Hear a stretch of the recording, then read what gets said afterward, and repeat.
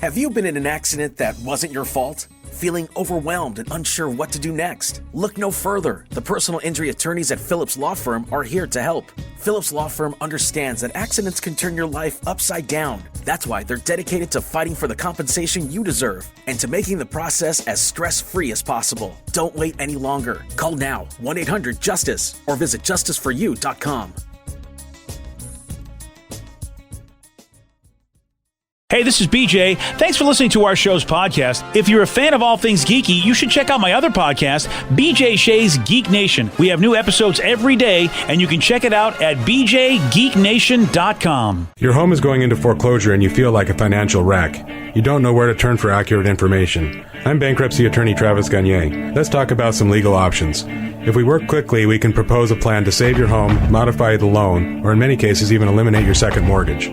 The consultation is free. I've helped hundreds of people just like you make informed decisions about whether to save their home or exit it on a reasonable, organized timeline. The chapter you choose sets the tone for the next chapter of your life. Please contact me today at choosetherightchapter.com. That's choosetherightchapter.com. 99.9 KISW, the Rock of Seattle. Well, as I mean, it's been warm around here, but not crazy unusual, really.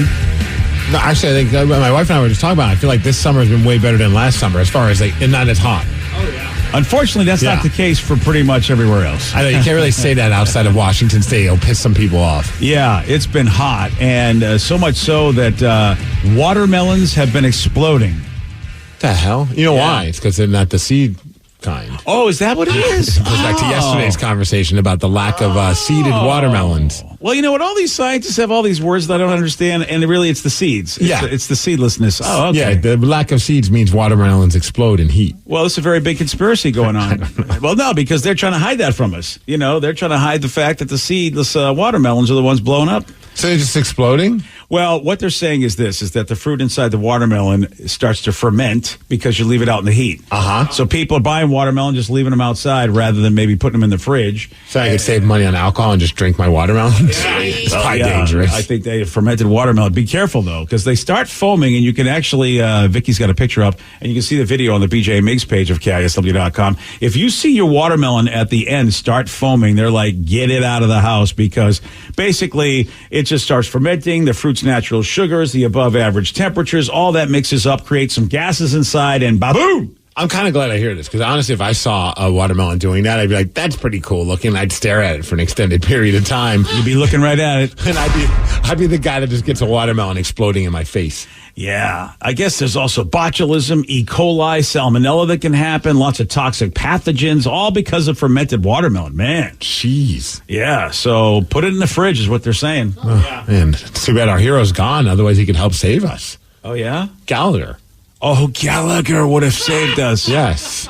Man. As soon as he dies, all of a sudden the watermelons just feel free to explode on everyone. Imagine if that was like, you know, he was smashing the hell out of watermelons, this old comic, if you don't know who Gallagher is, but just basically Google Gallagher and you will go down a rabbit hole of amazing videos that used to be what people would pay for. Yes. They would go pay to see this dude and all have to get this giant sheet to be put in front of the front row so that you wouldn't get watermelon bits all over you. But imagine if they were exploding watermelons he was hitting. Do you remember the tool that he used? Was it a sledgehammer? What was it called, though? Oh. You got part of it right. Oh, the Sledge-O-Matic. Yeah, baby. That's right, the Sledge-O-Matic. We need the Sledge-O-Matic to save us. That's what it is. What if this is the watermelon's way of, like, pouring one out for Gallagher? Like, it could be. Yeah, they're just like, you know what? He's not here to explode us anymore. We're just going to explode ourselves. Yeah, nobody has the Sledge-O-Matic. We might as well just take care of it on our own. Yeah. Danny may be onto something because, you know, when animals no longer can they don't have mates to reproduce, there's something that goes on where they start just basically having these virgin births. So the watermelons are hanging around going, no one's banging us anymore. I know we saw a video. So we'll bang ourselves.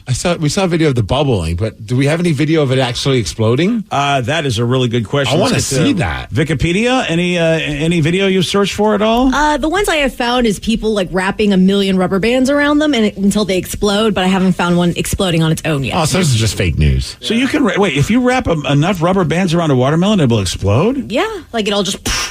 I like how Vicky's like, yeah, duh, How do you know BJ. that? How, you just know that? I've watched a bunch of stupid people do stupid things on the internet. I've never heard of this before. But I mean, do you know why it does that? Like, what are the Because they put it all in the same spot, so it crushes the middle part, and then it goes. Okay. Well, that makes sense then. I see. All right. So they just put a lot of pressure. It's just like, putting it in a vice, basically. Yep. I don't know. I'm just picturing it like just full on, just exploding. Oh, that's what I want to see. Yeah. Yes. Yeah. I think the problem is that unless you've got your phone out and unless for some reason you've decided, I will record this watermelon for no reason, I think you're always surprised by the exploding watermelon. Yeah, and the pictures I'm seeing, it looks more of like it kind of just splits and kind of like just oozes out more than actually explodes. Oh, that's no fun. Like, there's not really any like... Why are they making us sound like we should be all worried? Like all of a sudden, like just be You're going to hear a big explosion in the kitchen? Yeah, like if you have a watermelon in your house, you might want to leave it outside. Yeah.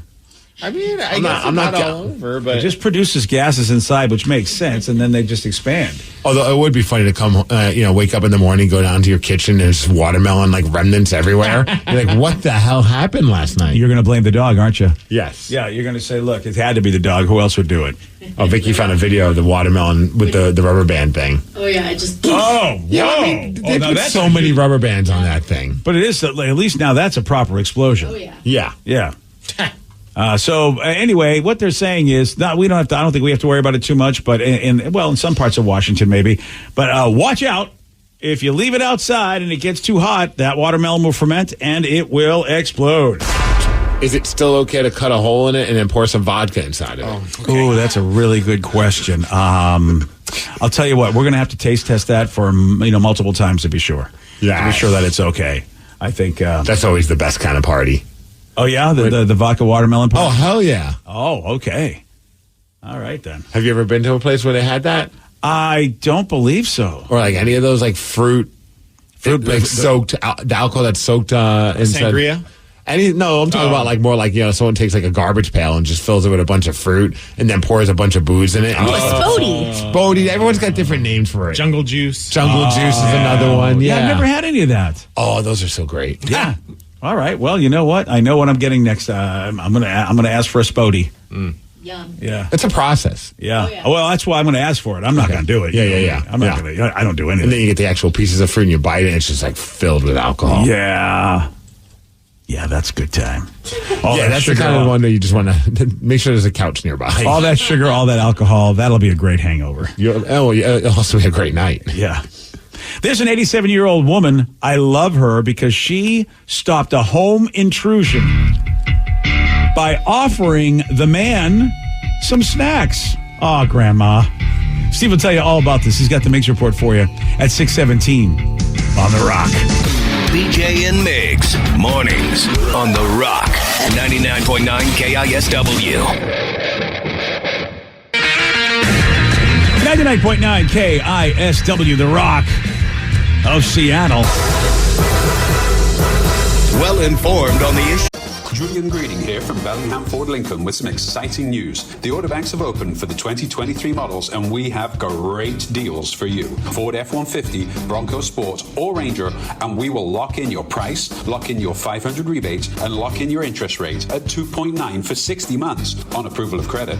Custom build the vehicle you want and don't worry about price increases or rate hikes. Come see us at Bellingham Ford Lincoln on 1820 James Street or at bellinghamfordlincoln.com. News of the day? Not this guy. Live from the KISW News Center in downtown Seattle, this is the Migs Report. Well, thanks, you guys, and thanks to Palace Law for giving us the Migs Report today. A very special day. I did it all for the cookie. The cookie. Today, it's National Chocolate Chip Cookie Day. All right. So, I don't know, go wherever you like to get your chocolate chip cookies. Crumble's always a good spot, in my opinion. And don't forget Metropolitan Market. They have the cookie, and it's a chocolate chip cookie. I guess if you're going to get a chocolate chip cookie, that would be the place to go for the cookie. Yeah. Oh, man. But Crumble, they got the Blue Monster, which features Chips Ahoy. Oh. It's brown sugar, semi-sweet chocolate chips, and Chips Ahoy cookie crumbs, and then swirled with a creamy blue vanilla frosting. Oh, probably for cookie. Cookie Monster.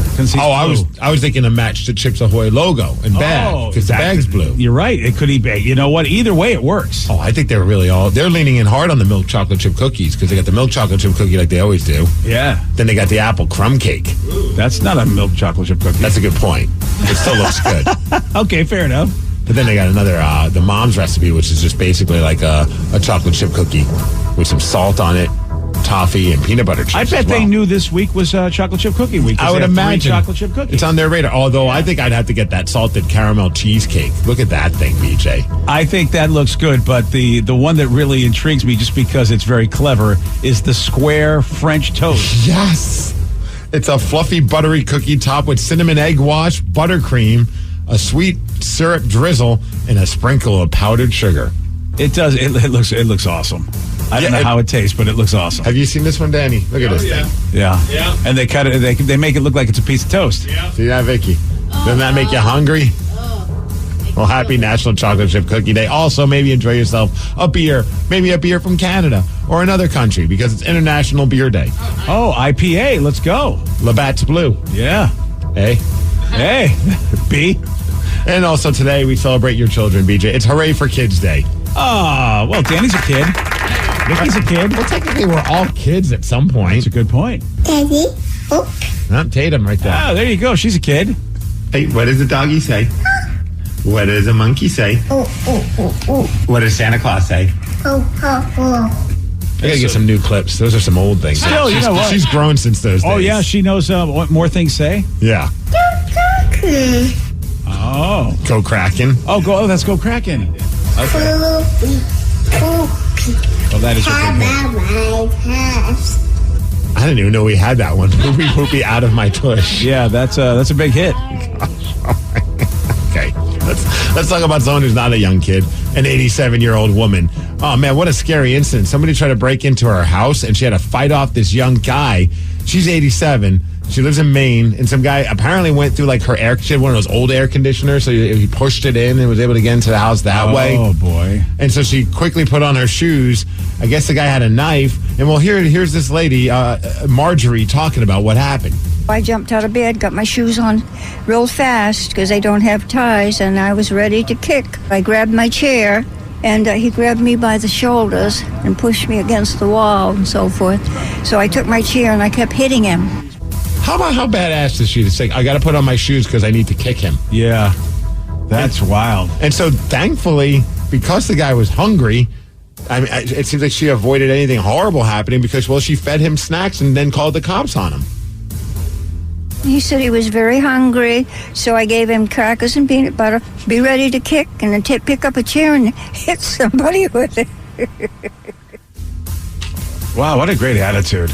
I mean, seriously. I mean, I after that just happens to you, and you're 87, and you're laughing and going, "Hey, whatever, all right." Well, how about those? It's not even just like, "Oh, I'll just get you like a bag of potato chips." Like she actually made him like some peanut butter and some crackers. What a nice old lady. You know, and I mean, I that's not an area of the country that you would expect this kind of thing to happen. Brunswick, Maine. Yeah, it looks pretty rural. Maine, it's a smaller, I feel like there's not a lot of bad stuff that happens in Maine, but I haven't been there in a long time. I'm just impressed again about the fact that she needed to put on her shoes so she could kick him. She knows what's up. Yeah. What kind of shoes is she wearing? Oh, clearly ones without laces, though. Steel toe slippers, baby. Here's the feel-good story of the day. Talk about somebody who redeemed redemption, a true story of redemption. This woman, apparently she was hooked on opiates and was in jail. Eventually, she got her life and sorted it out. She got off of drugs and became a lawyer. Oh. And actually just got an innocent man's murder charges dropped last month. And the crazy part is the day after that case got dropped, she ran into the judge who gave her that one last chance. And the judge was like, "What are you doing here?" And she's like, "I work here now." Oh, that's awesome. How cool is that? Wow. That's Turned her life around right there. Because he probably thought, I thought we talked about this, young lady. Don't come back here. Well, now I actually have to. She's turning her life around, and the Mariners are turning their season around, boys. What a win last night. The Mariners are down 3-1 in the ninth inning against the Anaheim Angels, or the Los Angeles Angels of Anaheim. Whatever you want to call it. Whatever the hell they would call it. Again, down 3-1, and who's at the bat? Bases loaded, rookie Cade Marlowe, and then this happened. And here we go, the pitch. High fly ball. Deep right field. Going back, and goodbye! A grand slam by Cade Marlowe. And the Mariners have a 5-3 lead here tonight. How about Cade Marlowe's first career grand slam? Wow, what a moment for the young man. Wow. Dude, the Mariners have been playing some comeback baseball. I know. And that was a great one. And against a relief pitcher that had not blown a save up until last night. Damn, dude. Big win for the Mariners. They take on Anaheim again today. You need that kind of magic if you're going to go far. You need that kind of magic. And we got to give a shout to Eugenio Suarez because he just got another RBI. That's his 9th consecutive game. Then he just drove in a run. So that's pretty badass. It's tying a franchise record with the Mariners. So starting to heat up, baby. Yeah, baby. That's what they need. They need that offense to heat up. Mariners are currently 57-52. They're 2.5 games out of the wild card spot, 6 games back of first place, but it could happen, BJ. Yeah, it's looking good. Look, if they beat all the teams they're supposed to, if they keep winning series, there's no reason why they can't make it. Yes, yeah, because they're beating all the teams they're supposed to. Oh man, hopefully get another win another series. This is looking good for the Mariners. Yeah, this is a big one. If they can really win this series, that's huge. 3 out of 4 from Anaheim or LA or whoever they are. Those Angels. Yeah. Why can't they just go back to being the California Angels like when I was a kid? Yeah, I guess because there's too many teams in California. Yeah, but you're Los Angeles Angels of Anaheim. I know, that's a weird name, too. What the hell? Yeah. I mean, here's the thing. Why not just the LA Angels? Because, there's the New York Mets and the New York Yankees. You got two teams. I don't understand it. Yeah, LA Dodgers, LA Angels. But I don't know. LA Angels of Anaheim of LA. I don't know. I know a lot of people were feeling for Aaron Rodgers because, he did take a pay cut. He decreased his salary. Life is getting tough for him. And so paying the bills are probably hard. But, don't worry. Don't fret. Yeah. The new New York Jets quarterback just purchased a home. Talk about, I know you live in Mercer Island and the commute is nice. So you don't have to drive very far. It's not like living in Puyallup where it's you got 40 minutes over an hour, depending on when I leave.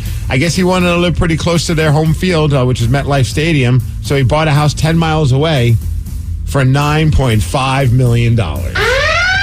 Have you seen this house? I have not. It's bonkers. Whoa, it is so nice, dude. It's got windows everywhere. Just the inside's beautiful. Wow. They say it's breathtaking architecture, and they also say it features an expansive gourmet kitchen, a dedicated media room, an exquisite wine cellar to please connoisseurs, a 3-car garage, which seems like very little. Look at this thing. Yeah, but the best part, it's got the whole back is all windows, and it's got a panoramic view of the New York City. We got to try and find that spot on the video. Oh, that's pretty cool. Look at that. Oh, look at that. Yeah. I don't see a pool, though, so I'm not super impressed. He does have a piano. Oh, there's a piano. Yeah, I wonder. Well, of course, I don't think that's all his stuff, but still. They got looks like a yoga room. Oh, they staged that nice. Yeah. Yeah, they sure did. It's a little too fancy-pantsy for me. Yeah, it really is. And it looks like they're all glass floors. I hope they're heated. Yeah, I was looking at that. A ceramic floor, but they're shiny floors. Shiny floors. They should be heated because you're still in wintertime area. Yeah. Yeah, dude, this thing is a beauty, though. It's all white too, though. Here's my problem. I don't know if he's got any kids, but an all-white house with he's kids. got a lot of money, so he can afford the best cleaners. Oh, all right. Well, I don't think he's going to have to worry about that. It's a nice-looking joint. Yeah. Is that fake grass? I can't tell. I don't know. I think it might be. I think it might be legit. He also doesn't have any kids, so he's good. He doesn't have any kids. Yeah. Oh, it looks like it's solar power too. Can I ask a question? Why do you need this size of a house? Exactly. You don't have any kids.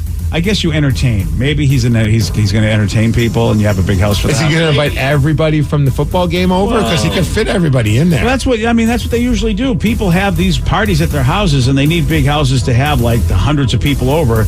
If you watch that documentary, Dave, every time they go over, he goes to somebody's party. It's a house party, and there's everybody there. Someone's like, "Hey, does he have 12 bathrooms?" Like Russell Wilson. Someone just texted in, "No." Oh, he does not. Unfortunately, he does not. He only has 10 bathrooms. Yeah. See, Russell still wins. 8 bedrooms and 10 bathrooms. Yeah. Of course, here's the thing. Aaron gets to live in New York. Russell has to live in Denver. 10 bathrooms when you don't have kids or... you have a girlfriend, but yeah, well, she'll probably utilize maybe 7 of those. Yeah, you're just thinking about, well, you probably have to clean them because that's your job. Yes, and I clean the toilets. I'm not cleaning 10 bathrooms. There's no way. I'm not using 10 bathrooms. Well, I think I would. Just so that you use for them? Variety. Like just to make sure the plumbing still works in all of them. Yeah. How about the fact that you couldn't use every day if you decide to use a new bathroom, you still don't use them all in a week? Yeah. You know, how crazy is that? What a strange life challenge every week for you to have. I'm going to go use this bathroom, honey. You get a lot of exercise walking through that house. That is insane, though. You don't need that big of a house. Yeah, I don't feel like you do, but then again, I don't know, maybe you do. Do you pay cash, or is he paying like a mortgage on that? $9.5 million. I mean, he obviously has that he could just like fork over the cash, right? You just pay cash on something. I feel like that's what a lot of people do if they can, is they pay cash for these kind of places. That's what I would do. I mean, I would never think what's my mortgage? I don't know. You know, again, you have to ask Todd Peach. It depends on what's higher, the interest rate for that you're saving or the interest rate on the mortgage. It's hard to say. Yeah, I don't know. I just don't think I'd want to have to pay a mortgage on a $9.5 million house, no matter how rich I am. Yeah, well, if you've got that kind of money, you probably can pay that mortgage. Yeah. We can figure that out. Vicky, is there any way you can go to a mortgage calculator? What is that a month? Right? $9.9 million a month.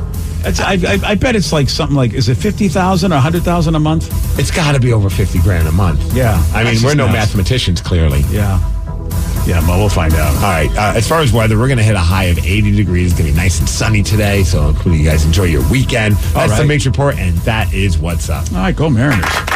Yeah, big game. Very cool. That was awesome to see, man. I thought, this game's over. Yeah. They got a great relief pitcher. You got the rookie at the bat. Mariners have been kind of like known for like kind of blowing those kind of opportunities. Bases loaded. That's what you figure. It's like, gosh, man, you guys, this is where you need to score. And, you know, Cade Marlowe says, don't worry about it. I'll make sure everybody gets home, including myself. Oh, man. Big 5-3 win. A grand salami. And if you're the Angels who still think you're in it, you know, and that's the way they at least seem to come off with the trade deadline. And Ohtani pitched yesterday. Yeah. He had his 40th home run as well. Yeah, well, so Ohtani did his job. He pitched 4 innings and then had to stop pitching because of cramping in his pitching hand. Oh, wow. That hopefully, I mean, I shouldn't say the old finger cramps. Yeah. With that, to answer your mortgage question real quick, on a $9.5 million 30-year with 20% down, you're $50,000 a month. It is $50,000 a month. Damn. All right. But she had 30% down, you said? 20% down. Oh, 20% down. 30-year mortgage. Ay. 20% down. Figure that out. That's like $1.8 million. Could you imagine that? Just like in 1 month, you're giving like for some people that's a salary, and that's your mortgage. $50,000 a month. Aaron Rodgers, everybody. Life is good, and he took a pay cut. I know, and he took a pay cut. That's the kind of guy he is. He could have got a $20 million mansion. Yeah, but he was like, you know what? I'm going to get a $9 million mansion. He took that pay cut, so he had to downsize. BJ. Yeah, when you think about that, he probably would have got a pool if he wasn't taking pay cuts. Yeah. And I feel like $9 million is cheap for New York. Yeah. When you think about New York, it's like everything is expensive. $9 million for that size house. He probably did actually. He probably would have got a $20 million if he didn't take the pay cut. I don't think I'll ever be inside of a house like that. Let alone like... what are you talking about? I've never... Could you imagine just walking into something like that? I'd be afraid to touch anything. Me too. Yeah, me too. Well, you know, if The Rock ever becomes your buddy, you'll get a chance because The Rock's got that kind of money. Yeah, he's got more than that. Yeah, so you might be able to walk into his house sometime. Oh, yeah. Yeah. When is that ever going to happen? I don't know. You keep at it. You just keep Xing him or tweeting him or whatever the hell we're calling it these days. I don't know. See if he responds. I don't even know what lingo they use these days on that page. It's no longer retweets. It's now reposts. Is that what they're calling? Okay. All right, Elon. Yesterday, Steve, he did get this one right. The name of what frozen cocktail means strained pineapple in Spanish? Daiquiri? No. Pina colada? Yes. You want a shot at beating Steve? You got it. 206-803 Rock. We're playing Beat Maze at 647 on The Rock. Today's podcast was brought to you by Travis Gagne, bankruptcy attorney. He's here right now and has agreed to answer more of your questions about bankruptcy. What's the difference between filing for bankruptcy and credit counseling? Credit counseling is a useful process in some circumstances, but it does show up on your credit. In fact, from a credit scoring standpoint, credit counseling shows up just like a bankruptcy, so it's going to affect your credit as negatively as filing bankruptcy. In credit counseling, the idea is that a credit counselor works with your creditors on your behalf to try to lower interest rates or work out payment plans with your creditors to pay back your debt over time. In credit counseling, you almost always pay back 100% of the debt, sometimes at lower interest. And of course, some creditors will participate in that process and some won't. So you're usually left with kind of a mixed result with credit counseling and, of course, a high payment. Thanks, Travis. If you have more questions about bankruptcy, you can reach out to Travis anytime at choosetherightchapter.com. That's choosetherightchapter.com. Thanks for listening. Are you dealing with a personal injury? Don't go it alone. Turn to the experienced team at Phillips Law Firm. Their attorneys have helped thousands of clients get the compensation they deserve. Call Phillips Law Firm now. Call 1-800-JUSTICE or visit justiceforyou.com. Hey, this is BJ. Thanks for listening to our show's podcast. If you're a fan of all things geeky, you should check out my other podcast, BJ Shea's Geek Nation. We have new episodes every day, and you can check it out at bjgeeknation.com. Your wages are being garnished. We can stop that now. It's hard enough to pay your bills when things are good, let alone when a big chunk of your take-home pay is gone before you even get your check. I'm bankruptcy attorney Travis Gagne, and I can stop the garnishment and get the creditors off your back immediately, often the same day as our consultation. Both Chapter 7 and 13 provide bankruptcy relief, but choosing the right chapter is crucial. In a free consultation, we can create a plan to get your finances back under your control. The chapter you choose sets the tone for the next chapter of your life. Please contact me today at choosetherightchapter.com. That's choosetherightchapter.com. 99.9 KISW, The Rock of Seattle. We've got our loud and local band of the week. It's Glows.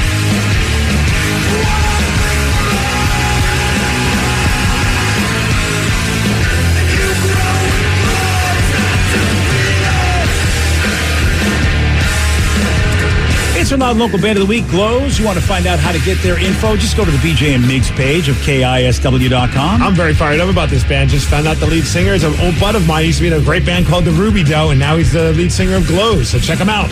And if you want more Shout out to Aaron, by the way. Aaron, what's up? Yeah. If you want more local music, I would suggest you tune in Sunday nights here at 8 o'clock on The Rock. It's a show called Loud and Local. 2 solid hours of Pacific Northwest music. Bands like Glows.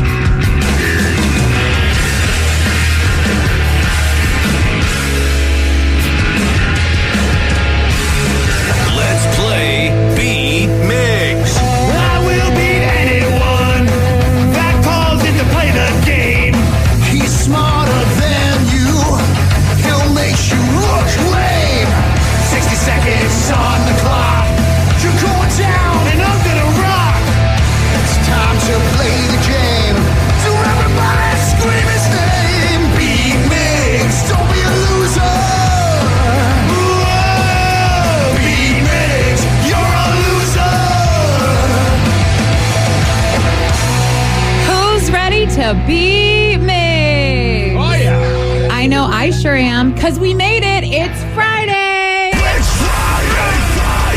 Gotta get down on Friday. Everybody's looking forward to the weekend. Friday. Getting down on Friday. Everybody's looking forward to the weekend. Partying. Yeah. Partying. Yeah. Fun. Looking forward to the weekend. We made it through another week, you guys. Yeah. And I don't know if you're aware or if you heard yesterday, but the Blue Angels are in town. Yeah, they are. Oh, yes, they are. Yes, heard them all afternoon. There they go. Woo! I'm pretty sure their performances are today, tomorrow, and Sunday. So, yeah. Are you going to, I guess, we go watch it in our building. Are you guys going to go check it out? Not in our building, no. I'm not going to stay that long. Not me neither. Right? I've seen a plane fly in the air before. I know. I'm not going to stay later at work for that. Seriously. Yeah. I am going to my friend's house tomorrow because she has a good view of them. But nice. I'm just going for the drinks and the people. There they go again. There they go. Let's get to our contestant. We have Mike from Seattle. Mike, are you there? Yes. Okay. Oh, wow. I had to think about it. He's a very thought-out man. I was nervous for a second. I'm like, are Mike, you okay? You're going to have to be a lot quicker when you answer these questions. Take your time. All right, Stu, now get out. Goodbye. For those playing at home, Mike has 60 seconds to answer 10 questions. You can pass all you want, but you only get 3 guesses per question. Are you ready? I'm ready. What insurance company has had the fictional spokesperson named Flo since 2008? Progressive. Yes. On The Mandalorian, what is Baby Yoda's real name? Grogu. Yes. What the U.S. Constitution has how many amendments?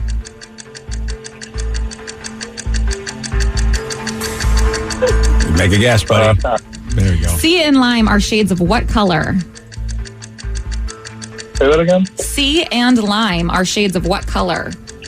Green? Yes. Recently in town, what pop star voiced Audrey in the computer animated movie The Lorax? Pass. If I'm eating a pink lady, what fruit am I eating? Grapefruit? No. Apple? Yes. What continent is closest to Antarctica? South America? Yes. What letter in the alphabet comes between T and V?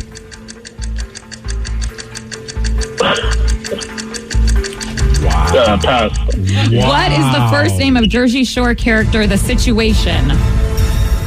Polly D? No. You got 5 correct, Mike. Wow. Is it because, do people not know their ABCs anymore? Nope. Well, I mean, maybe it was he has to go through them in his mind, and T and V are towards the end, so he was just like, pass it. Yeah. Maybe it's just not like right on the top of his brain. All righty then. I feel like if I got that question, I have to be like A, B, C, D, E, F, G. You know what I mean? I guess so. I guess you wouldn't have to. Wow. Yeah, it's so in my head that, I mean, I like you give me any letter, I think you know exactly where it's at. I pretty much know it's at. Let's see if Steve does. Yeah, that's a good question. Maybe it's just because I'm an old guy and that's what they drilled in our head back in the day. Probably. Steve, are you ready? Yes. What insurance company has had the fictional spokesperson named Flo since 2008? Progressive. Yes. On The Mandalorian, what is Baby Yoda's real name? Gizmo. No. That's the it. child. No. Goku? Oh, no. Grogu? The U.S. Constitution has how many amendments? 24. No. 16. No. 69. No. Nice. Sea and lime are shades of what color? Green. Yes. Recently in town, what pop star voiced Audrey in the computer animated movie The Lorax? Taylor Swift. Yes. Yep. If I'm eating a pink lady, what fruit am I eating? A grapefruit. No. Pink lady. Watermelon. No. Apple. Yes. Whatever. Which continent is closest to Antarctica? Asia. No. Europe. No. Africa. No. Oh, that's it. What letter in the alphabet comes Antarctica. between... Yeah. No. Oh. What? What letter in the alphabet comes between T and V? You. Yes. What is the first name of Jersey Shore character, The Situation? Mike. Yes. 6 correct, which is barely a win, 6-5. Yeah. Oh, Mikey, you let you down, buddy. The alphabet. Only you Oh. let you down. I see what you did there. Okay, thank you. I don't know who that was. It was Mikey's friend, but all right. Mikey's friend thinks he's stupid for not knowing you. Yeah. All right, well, how about The Situation helps you out? Mike, Sad that I knew that. it's amazing you knew that. And I've never watched an episode of The Jersey Shore. Wow, really? It's because that name was everywhere for a Yeah. minute. Oh, it's so trashy, but so good. What are the ones? It was Baby Wow Wow or something? J-Wow. Baby Wow Wow, Baby yeah. Wow. You're mixing the Spice Girls and Jersey Shore. And also a little Bow Wow and everybody. Yeah, you're really mixing all the Bow Wows. The Situation, Snooki. Snooki, she's my girl. Pauly D. Oh, I wouldn't have remembered that one. Yeah. You were so close. Baby Yoda's real name is Grogu. Grogu. Yeah. Goku. Goku. Goku is from Dragon Ball Z, my friend. Oh, Yeah, of good course. job, buddy. Of It's an course. anime. That's what I Very meant. popular. Yeah, I got mine confused. Of Yeah, course. that happens. Does anyone know how many amendments the U.S. Constitution has? I'd be guessing. I would say 20. 27. Ah, Oh, so 27. we're close to 24. You were? I thought, Yeah. wow, does he kind of know this? No. And which continent is close to Antarctica? Mike got it correct. South America. Yeah. You said Antarctica. Antarctica is very close to Antarctica, so you should really get that. Yeah, you confused me. I was like, wait, what? Yeah. I mean, it is the closest continent to itself. Gosh, I'm so stupid. Well, but yet hey. I knew the situation. Yeah, that you was did. the most important. It's not important to know our amendments. No. It's important to know the cast of the Jersey Shore guys. So important to know. Exactly. And that made you a winner. So Yeah. it really did help. Congratulations. How about this person said my brother's doing air traffic down on the barge at the Blue Angels? Talk about best seat in the house. Oh, so he's an air traffic controller for the Blue Angels I down guess, there? yeah. Oh, interesting. Yeah. That's still the one thing, if I ever bring up, like one of the coolest perks of the job that I turned down that gets people sometimes very angry at me. When I say I was offered an opportunity to fly in the Blue Angels and I said no. It's the I had same. no interest. I don't want to throw up because that's usually what happens to everybody that goes up there. I'm sure it's incredible, but that's just not my... It never was like anything that really got me. I like looking at them, but I never once was like, I would love to fly in one of those. Like, I'd like to go, like, if I could just cruise in it and get a cool picture in it, yeah, sure. But I don't want to go crazy fast and, like, hurl over things or pass out. Like, you hear all these stories. Yeah, I'm like, not a Top Gun guy. I'm not an adrenaline junkie with that kind of stuff. Nope. No. You're right. That's an opportunity that usually in our business we would get. And I never sought it out. No one ever came to me, I don't believe, but I was so happy because I'm like, I don't want to do that. I was torn because I was like, man, I know this is probably like, this is an opportunity of a lifetime. Not many people get that opportunity. I'm very fortunate that I was even asked, but I'm going to have to pass on that one. Yeah, good call. Yeah. It's like bungee jumping. I know people love that. Like if someone says, hey, I'll take you bungee jumping for free, I'd be like, I'm going to pass on that too. Yeah, I'm going to pass. I just want to sit in the damn Blue Angel and take a picture in it. I'd do that. Oh, okay. And then Photoshop me in the air. Or like you said, a regular flight. Yeah, I don't mind going up. I've gone up in a Cessna. I've gone up in a big jet. Yeah, can we just casually cruise to the San Juan Islands? I'm not your goose. It's not going to happen. I don't want to be that guy. Yeah, no.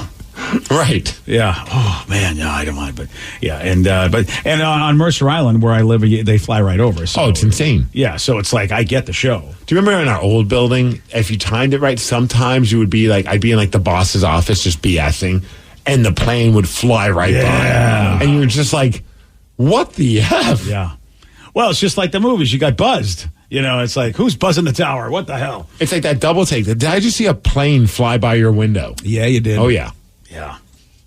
There's this Reddit section called Does Anybody Else? And this is where people list weird things they do and ask other people, hey, do you guys do this too? Okay. And so here we go. And I do the first one, which I'm pretty excited about, and that is spelling the word Wednesday.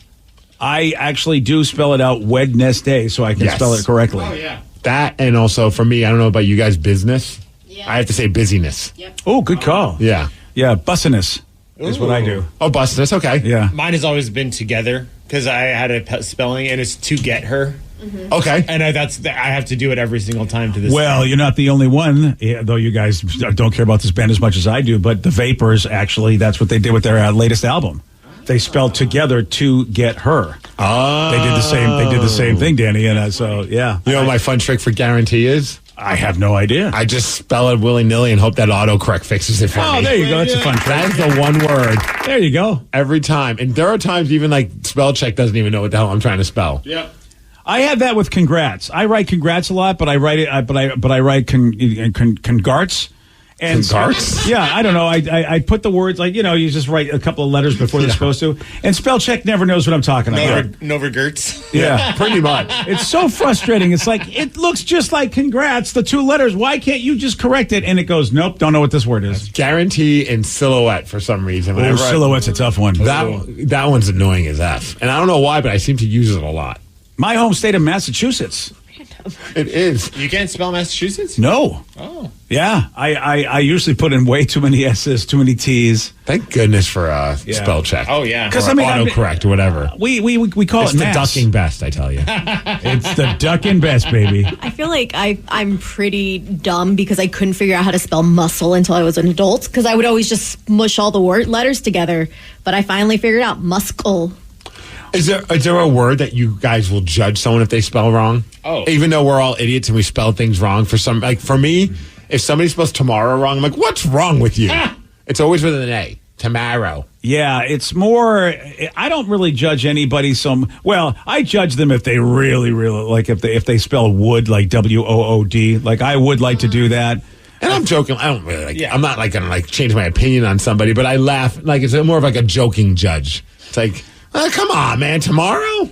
I'm more of a grammar person, so for me, it's the your. If they use the wrong kind of your, it bothers you're one of those me folks. to no end. Yeah, I always hate when I screw it up because I'm pretty good at the your one. Yeah. And it's always that one time where you screw it up on like a tweet or whatever it's called these days, and you're done. And then somebody corrects you, and you're like, I have a very good track record, you bastard, but you did catch me on this one, and you can't correct it. Like if you catch yourself before somebody else with like with X or whatever, it's like, well, that's out there, and I can't think about it. Calendar was one for a while for me. Calendar. Oh yeah, calendar's a tough one. Yeah.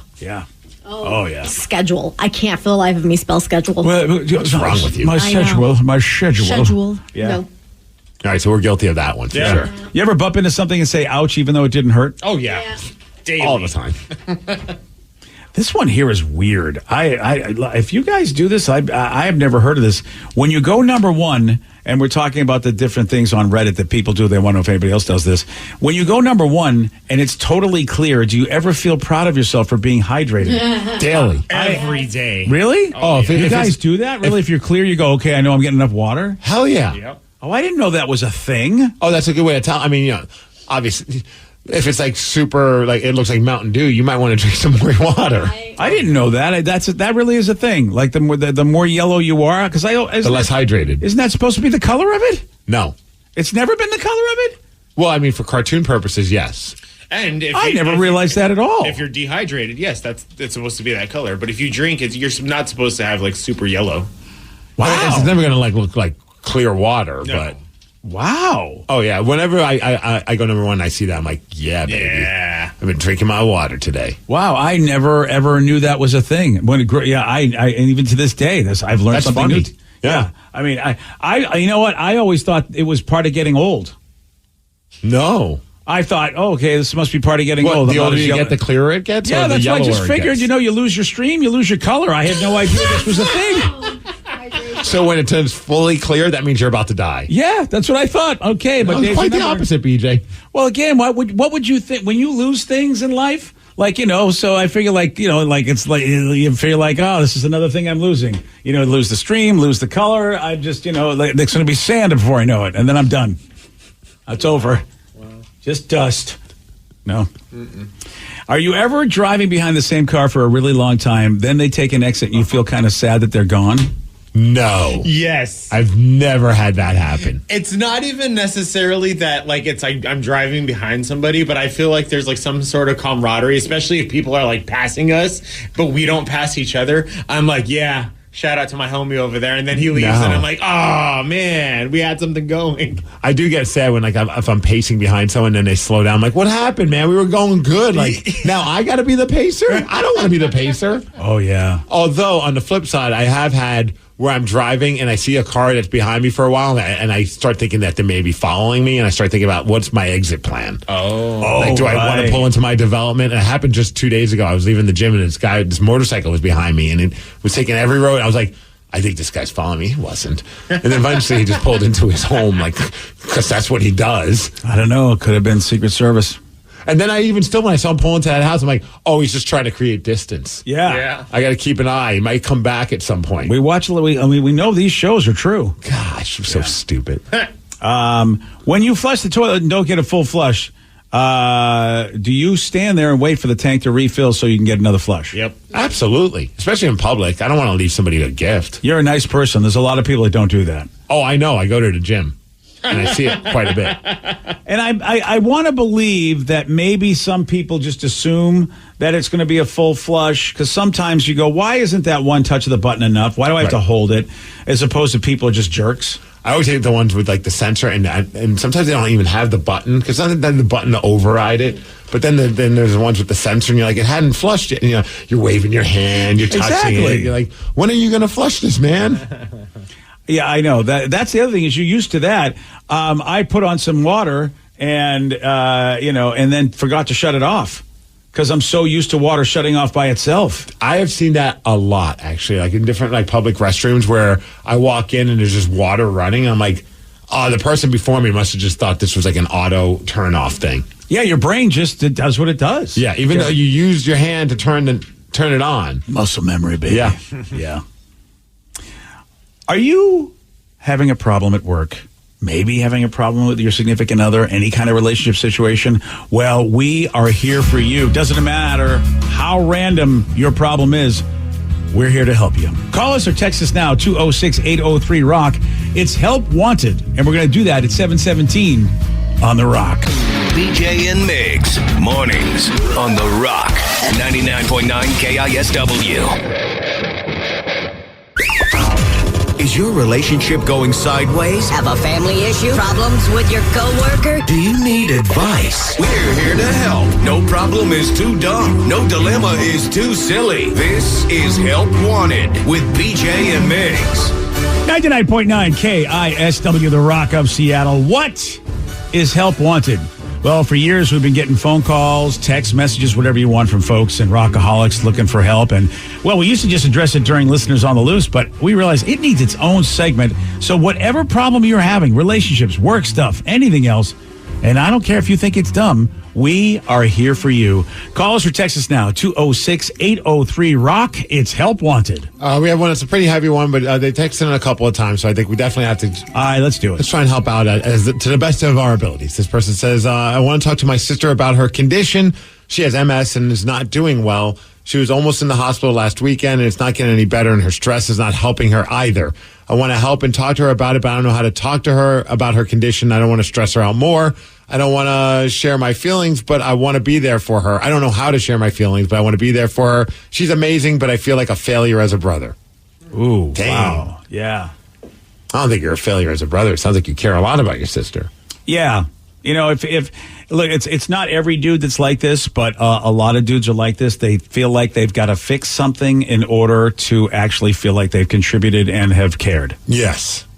And that's in the world of therapy, what they tell you is that, no, just be there. People like support. And a lot of times people, even when they vent to you and say, hey, I got something going on, people just like to be heard and don't want a solution. So I think that is a big thing your sister would appreciate, is just you being around and, you know, having and being supported. The thing that people have a tough time with, what they don't even know, is that people don't like to be in pain because of the pain they see other people are in. And they don't realize that's what's going on in themselves. Oh, sure. Dude, that's crazy. Because I mean, it's a whole other thing. But like, I remember when I even got like knocked down in that match, I recently in a wrestling match, and a lot of people were concerned, and which I appreciate. I just felt worse for the people that witnessed it, because I was like, because there's a few people that were just really kind of like taken aback, because I was out for a couple of seconds, not a couple of minutes, like 30, 40 seconds, but I don't remember like 3 to 5 minutes of what happened. But the worst part of it was watching the video back and just seeing the look on the face of my friends, and I'm like, oh man, that sucks. Like, because I don't remember it, so I was like, nothing traumatized me, but they were kind of like taken aback by that. Yeah, and that's a nice attitude to have. A lot of people don't realize it. Parents have this big problem when they really try to keep their kids safe, you know, and then when the kids get older and want to have more independence and the parents won't give it to them. I had to learn in therapy, and the therapist was amazing. It's like, so do you really care about your child? And I'm like, well, of course I care about my child. And they said, really? So why won't you let your child go out and do that thing? Well, I don't want them to get hurt. Why is that? And then eventually it got down to, because I don't want to feel the pain of seeing them hurt. Not so much that I don't want them to get hurt. I don't want to go through the pain of watching them suffer, which is different than actually caring about somebody suffering. I thought you were going to say, when they said, do you care about your child being hurt? You're like, well, which child? Yeah. I mean, for me, it was easy. Joe, I don't know. Yeah. I think it's an interesting concept too, because I've had one of my really good friends that I've known since 6th grade, and he lost his brother when we were in college, and we didn't talk about it for a good 15 years. But I went to his brother's funeral and was there for him, and I told him, like, hey, if there's ever a time you need to talk, like, I'm here. And it was literally probably last year, I think, is when we were just at a brewery talking, and he brought it up, and we actually like had a good talk about it. And, 15 years later. Yeah, it's been a long time, and it was just one of those things that I think that's just important for people to remember. It's like, just be there for them and let them know that you're always there for them if they're not ready to talk about it, because they eventually, hopefully, will be. And I think that's a good way to just be there for somebody. I think just talk. I mean, everything you texted, I think you could just say to your sister, it's like, I don't want to stress you out, but I'm here, just so you know. You know what I mean? And then just leave it at that. And if they want to talk, they will. But if not, then just continue to be there for them. Yeah, and I the text made it sound like I wasn't sure if she wasn't getting all the help she was supposed to be getting. It's hard to say from that text. It made it sound like she's not getting better. Yeah. Well, and I mean, MS is MS. Yeah. You know, and I guess the thing is, do you feel like she's getting as much help as she can be? And if that's true, if she's doing everything she's supposed to do, that just being there with her, like, sometimes that's all it takes. It's tough for us guys because we just go, tell me what to do. Just like being around somebody while they're suffering or not doing well, that's hard for some people to do. It's hard for people to be around that because you go, I feel so helpless. Mm-hmm. But actually, don't focus on you. If you focus on them and not worry about how you feel, it does make it a little easier to do a lot of things in life if you don't focus on yourself. But sometimes that's easier said than done. It sounds like you care, and that's all you can be. It's caring and there for the person. And I will say this: I tend to be an oversharer, and Brene Brown talks about the fact that oversharers think that they're actually being friendly and nice and everything, and really that's not a thing to do. You really can't overshare. But there's also undersharers, people who suffer in silence, and that's not cool either. And a lot of those suffer in silence people think, well, you know what? Listen, I'm doing a great job. This is what I'm supposed to be doing. But you got to also let people know when you're having a hard time, because a lot of folks don't know. And then all of a sudden, they're like, wow, I had no idea. So oversharing and undersharing, both are big issues. And that's something to think about as well. All right, this one about relationships. Yes, sir. A marriage. I married a guy that I was never crazy about. I never had any physical chemistry with him, but he was super stable, reliable, and the opposite of my father, who was a terrible family man. Neither of us have had any serious relationship experience before, and now most of the time, I want to be single again, guys. I look at other hot men, I like that they put in parentheses, hot men, and I want to feel that way about my partner. Well, I always wonder what I'm missing, or am I just experiencing the old grass is always greener syndrome, where I believe it happens to all married people, no matter how much passion there is in the beginning. Yeah, but it's the way it sounds, you started really badly. Yeah, I mean, you never want to hear I married someone I was never crazy about. Yeah, see, I hope that's never thought. Yeah. Look, there are arranged marriages, though. See, this is a concept that does happen in other cultures and over in history where people get married and it's not because of attraction. Yes, but no one arranged this. She arranged this. That's what I mean. Yeah. But at least the concept exists that people could be with people not because of attraction. I saw Coming to America. Oh, did you? I know how this all works. Yeah. Now, and look, I hate to use the T word, but yeah, you want this to work. Threesomes? You want her to have a threesome? You got to have a threesome. With a hot guy. With a hot guy, or you know what? Hey, what about the ugly guys out there? Give them a shot too. Come on, huh? She's not about the ugly. She already got an ugly guy. Oh, I didn't. Oh, okay. I guess she's not being attracted. Well, she said very little physical chemistry, and then she says she looks at other, in parentheses, BJ, hot men. You read between the lines. He's an ugly guy. Yeah, I think she made it very clear. But here's what she just did as well. And you know what, guys? I mean, I've talked about this before. You know, if and I want to highlight this, okay? I want to highlight this. When guys go for women for looks, it's considered shallow. She went for this guy because he was stable, which I also think is shallow. Because, you know what, he can provide for me. He's going to be okay. You know, in other words, these are things that she values. Therefore, I think that's really shallow. It's not even about being with the guy. It's about what can you do for me, which, you know, for guys that look for women, hey, I want to be with you because you're a trophy. In a way, this is her trophy husband, and that's not cool. I don't know how people do that. I went for the right reasons. Oh, yeah? What did you go for? Her sweet booty. Yeah. That's a good reason. Yeah. I can't argue with that. I'm not saying I agree with you that she has a sweet booty because I don't want to go down that road. I agree with your reasoning that a sweet booty should be a motivator. That is a good reason. Yeah, there we go. That's what I mean to say. But I also don't want to say she doesn't have a sweet booty. Okay. I don't want to get in trouble with anybody with this conversation is all I'm saying. Hey there, Larry David. Yeah, sorry about that. And look, I don't want you to feel bad that maybe I didn't say anything about your booty. Oh, I'm sure it's sweet to somebody. I see it every day. Okay, fair enough. Yeah. I mean, you could talk to some of your single friends to see if the grass is always greener. I think they'll tell you that it's not. It's not. There we go, right there. Yeah, there's a lot going on. You really have to sort your brain out. I would recommend you sitting down with a professional and figuring out what the F is up, because you're going to end up cheating on your husband. And that's going to suck for him. And it's also when you say, I look at hot other men and wonder what it's like. Now, that doesn't mean that you can't figure something out. There's a lot of ways to figure this out. And honesty is the best. But if you really are not physically attracted to your husband, and I'm like, here's a question for the texter. When was the last time you had sex with your husband?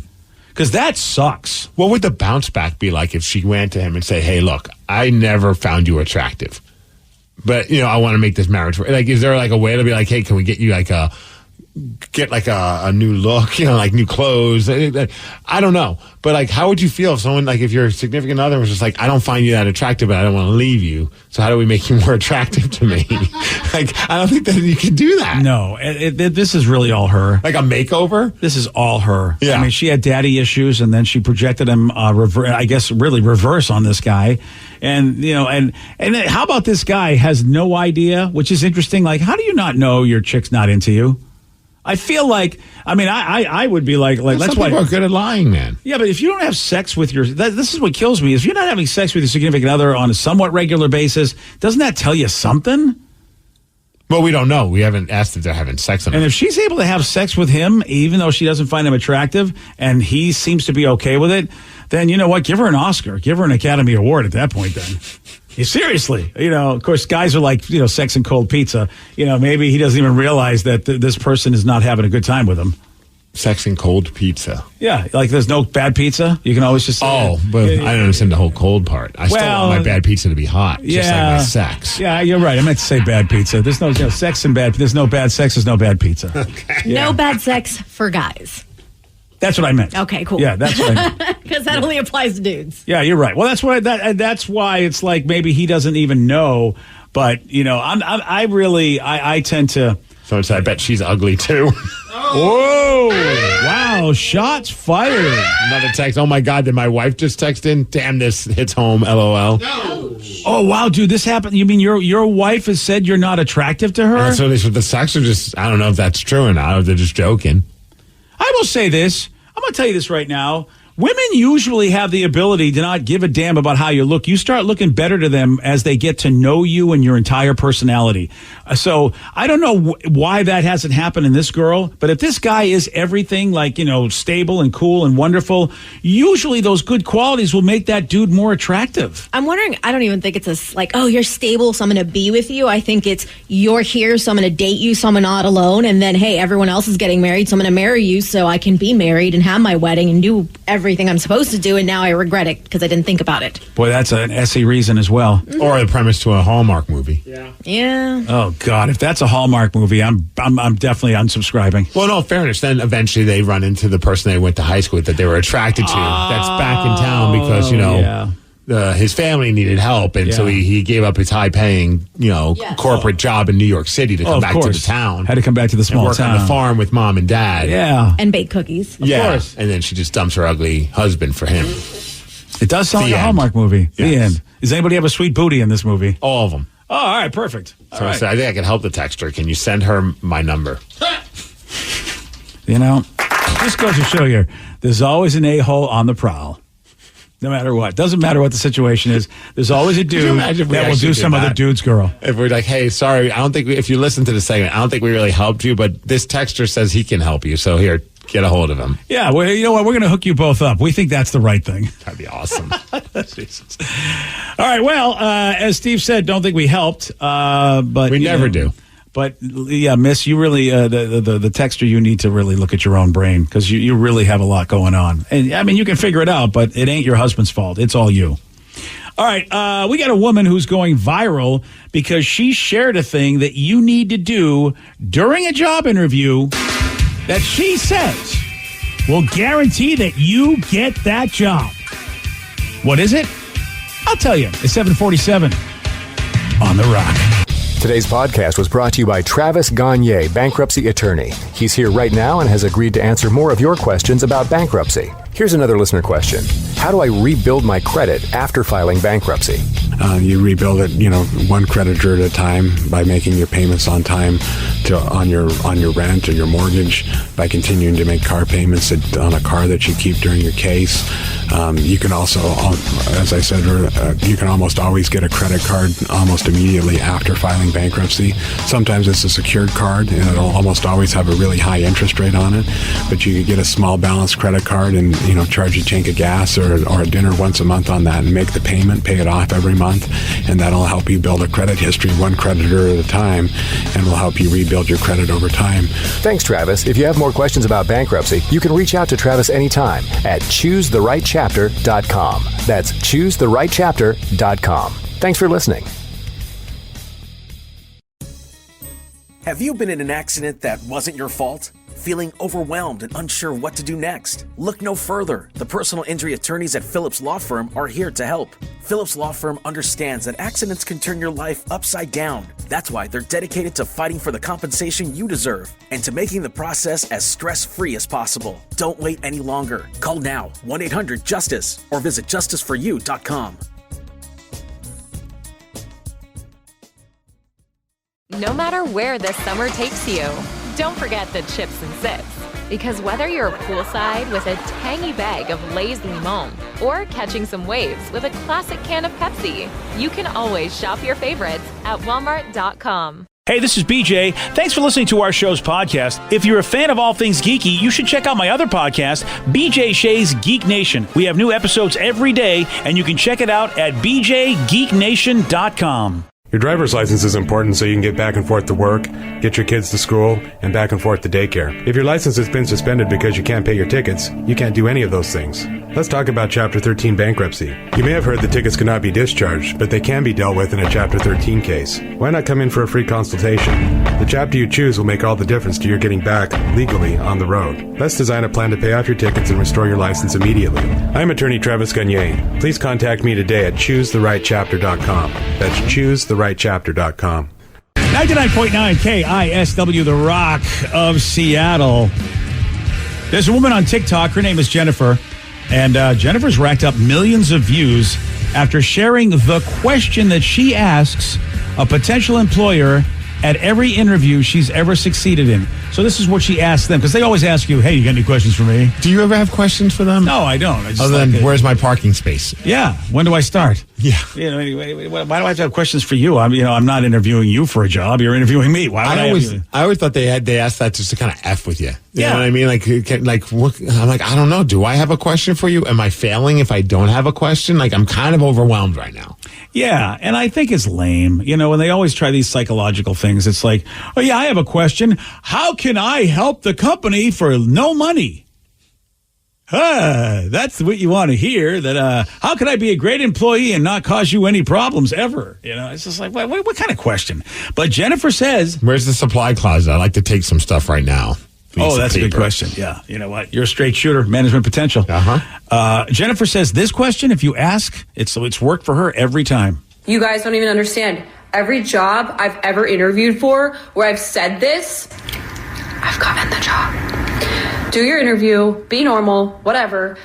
Before you're done, the last question you're going to ask them is something along the lines of, are there any concerns that you have about me that we can address, like, before we end?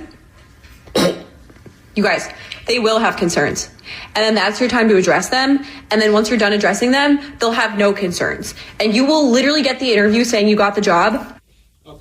So wait, so she's saying, hey, do you have any problems with me right now? Is there maybe like anything that you're concerned about that you think I can't do or whatever? My concern would be like, why? Yeah, I'm concerned that you ask a lot of stupid questions. Yeah, so she's irritating. Is it because I'm just old? But yes. I mean, she's an attractive young girl who's irritating, and I just feel like the reason you get every job you get is probably because you're an attractive young girl. All right. Yeah. And it's probably a job that doesn't require a lot. Wow. Right? I mean, when you think about it, it's like she looks very young. So what is she doing? Entry-level stuff? I don't know. Yeah, that's what I'm thinking. So it's like... I honestly don't hate that. I mean, I hate the way she came off. Like, she seemed very annoyed. So I got annoyed by watching her. But I could understand, like, if you're like maybe sometimes you're like, oh, we're torn between these two people. I don't know if this person can like handle the pressure. And then all of a sudden they ask you, hey, is there anything you're concerned about? Like, can you you know what I mean? Like, maybe there's something to that. I'll give you that. Maybe so. Maybe because I just found her annoying. Well, I understand. Because she's hot and young, and you don't like hot young people. Well, I just feel like hot young people are going to be able to do well in life because that's how it's always been in my world. It's like, you know, I'm not hot and I'm not young, so I've never done as well as hot young people. Okay. And I don't know if fix that. I don't know if that's still the case. I mean, is that still the thing? Do we find in society that attractive people do better than unattractive people? Because I feel like it's still a thing. I still think that attractive people do better at a lot of things in life when it comes to jobs and interviews and stuff. And if you're not an attractive person, they always tell you like dress as best you can and put as much makeup on as you can. Look as good as you can because you're fighting. You put a little too much makeup on today. I got to be honest with you. Because you're fighting against all the attractive people. Or is that different? Are you guys like you younger people thinking that it doesn't matter what you look like anymore? You can get a job? Because I feel like that's always been a thing in my generation. You had to look good. The good-looking people always got better jobs. I don't really hear about it. I'm not asking that question. I'm not like. See, you're not asking the right question at the job interview. I don't know. That's what I don't even know how to answer that question. Like, because I don't know anybody that's like recently said I didn't get the job because Boobs McGee over there was really hot. Boobs McGee got the job. You know, if your name Boobs McGee, you know what? You're going to get the job with me no matter who you are. Steve, if you walked in with the name Boobs McGee, I'm giving you the job. Someone wants to know how many jobs has this person even had? Well, that's the other thing. It's like, yeah, that's why I think they're entry level. And that's why I think that she's young. It's like if you're going to a lot of like, you know, entry level jobs where you're not getting top pay, I think, you know what, pretty much if you look like you have your S together and, yeah, like I said, if you're attractive, I think you are going to get hired for a lot of entry level jobs. Because, you know, next time I'm somewhere where I feel like I'm talking to someone who's an entry level, I'll give a good look, see how hot they are. Well, Boobs McGee, don't forget if she comes in. So you guys never heard that? In my time, I was always told that. It's like, and they came out with studies and they just... I've heard it like in like certain things like where it's like you're in like a public eye, kind of like a waiter, waitresses, like that kind of a thing. But I never really heard it like somebody in radio getting a job because they were attractive over someone who wasn't attractive. And I just assume anybody who... If that's the case, I'd be unemployed. Yeah, like you don't want somebody who doesn't know how to do the job unless you're trying to sleep with them. Oh, see, big business... You know, it's like if you look good, you will go far in big business, sales, any companies at all like that. That's how it used to be. I'm not saying that's the way it is now. That's why I'm asking. I don't know how it was when I was coming up. Yeah, I don't know if you're wrong. I mean, you could there could be something we've had like, you know, in any situation I've seen like lots of very attractive salespeople. So I'd imagine there's something to be said about that. Yeah. Oh, definitely in sales. If you look attractive, you will be successful just because of the fact you look attractive. And they don't even have to be like models, but like I think it's also something to be said about like how they present themselves and how they dress. But that's like, why Danny could never be a salesperson. Well, it depends. If he's selling me like, you know, some like cool shoes from Zoomies, I think he'll be fine. Even then, I don't know. I failed at that job. Yeah, he did. He remember he failed at Hot Topic too. I did not fail at Hot Topic, but Hot Zoomies, Topic failed him. Yeah, Zoomies was the one where Zoomies was where you didn't make it, but Hot Topic you were the could king. not make it there for 1 week. Yeah, was it your choice or their choice? It was my choice. Oh, okay, so you feel like the Hot Topic is a step above? Well, it just, let's say that they didn't ask as much at Hot Topic that they did at Zoomies. Zoomies was one of those, like, after working at Hot Topic for 3 years, it was one of those, like, I don't necessarily need to do this anymore. By the way, Steve, radio's changed too. What's that? Well, you used to be able to be wicked ugly in radio, and they're not hiring wicked ugly people anymore. Do you see any wicked ugly young? We're going to go to that convention next week. You're not going to see a lot of wicked ugly young people. All right, well, keep a tally. Yeah, you have to keep a tally. I mean, I did last year, and I was like, "Where are my ugly people at?" There were no young ugly people. They were all pretty attractive. I'll get my notes app going and be like, "Okay, here are the ugly people I've met at boot camp." Well, I'm going to ask you, Danny, Vicky, do you know of any young ugly people that you saw? I know one dude who's maybe not super attractive. He's in the business. I know one guy. That's it. And, you know, I wouldn't say he's ugly, but he's also not what you would call stereotypically like, you know, a beautiful dude. Yeah. I don't know how old these people are, so I can't say if they're the young and ugly. Well, you know, I would say like if you're like maybe 35 or under, you know, you could probably figure that out. Don't know his age. So.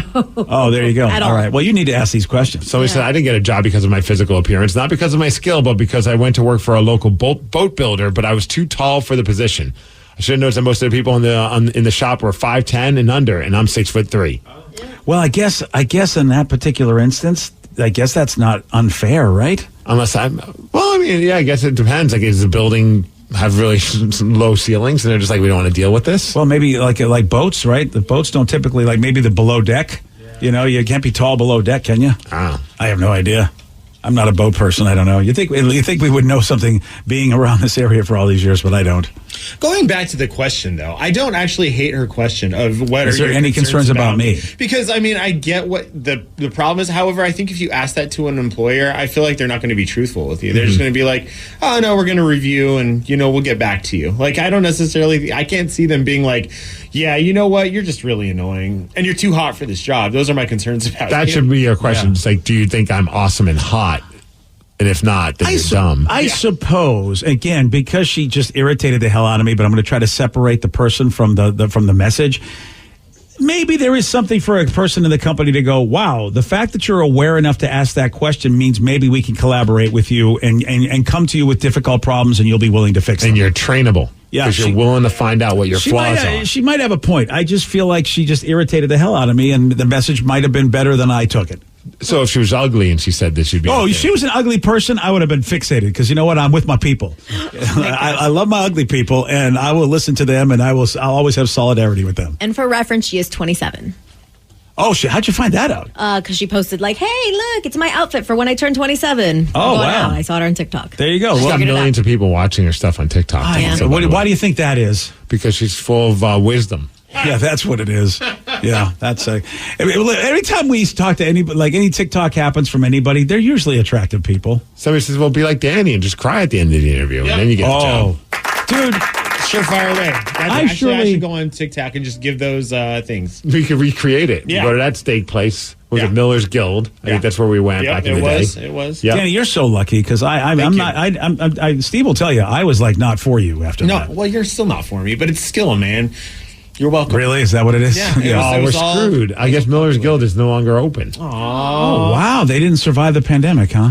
Yeah, back in 2021, they closed. I think they're the folks that have the lake house, which is in Bellevue. Yes, my buddy Jason that owns it. And Lincoln Square, that's still open. Hockey guy, man. Fellow goalie. Oh, well, there you go. Great dude. Lake house looks amazing. I mean, if they're serving the same food, because it looks amazing inside the lake house, but if the food's similar as far as quality, you will not have a bad time there. Yeah, I don't imagine the quality's right up there because he's a phenomenal chef. But I don't think it's a similar type of food, though. But I'm not positive. Oh, well, it's probably good. Oh, dude, I've heard nothing but great food. things about Lake House. Yeah, I got to go there. Well, say hi to Jason Wilson when you're there. Jason? Yeah, I know a guy. We all ought to go. It's a little fancy looking, though. I don't know how if you feel. I feel that's why I haven't gone yet. Yeah, he's a fellow goalie. It's not that. I know, but the place does just like the rest of us. No, Lincoln. That's the problem with the restaurant is that you go in, you go, gosh. Even though I should know here in Washington State, especially Western Washington, like the way I'm dressed right now is good for almost every place, and yet I still feel a little weird. Well, that's on you, man. Yeah. I know. Yeah. I got to get over it. I come from a place where you had to be dressed up to go to places like that. Otherwise, you were a jerk. Yeah. Well, as long as your card, it has money in it. I don't think there we go. I think you're right. I'm not saying they're the ones about. No, doing that. I know what you mean. Though. Yeah, I'm not saying that at all. Besides, also, the more raggedy you look, then they probably think you're even super rich because you just don't give an F. I would love to believe that. Yeah. Yeah. And I mean, am I attractive enough? That's I always ask that question too. No. Can't get the job. Thank you, Danny. Well, Danny at least tells the truth. Yeah. Oh man, their food's not cheap. I'll tell you that though. Oh boy. Whoa! No, I mean it's no different than any high-end place, but it's Bellevue. Yeah, you go to Bellevue and okay, this is what's going to happen. What can I get for under $20? You can get shown the door. A sourdough baguette is only $9. Yeah. I'll go in there and be like, I would like one of your sourdough baguettes. You'd be that guy. I am going to have fine dining for $20 at your restaurant. And a water, please. Thank you. Their lunch menu's not that bad, though. Yeah? Oh, all right. I mean, it's not. I mean, it's still expensive for lunch, but Okay, they got homemade pastas though, and homemade pasta is really good. Go buy lunch and then take it home and have it for dinner. Yeah. All right. Well, what's that entree? Whoa! There you go. Yeah, those entrees are. They're a good price. That's a good price for you guys. When I enjoy a sourdough baguette with me. Yeah, I think that's all I can afford right now. I'll do a sourdough baguette. That's perfect. All right. Well, I think we worked it out. Thank you, Jennifer from TikTok. I think your wisdom. I think it should be put to the test.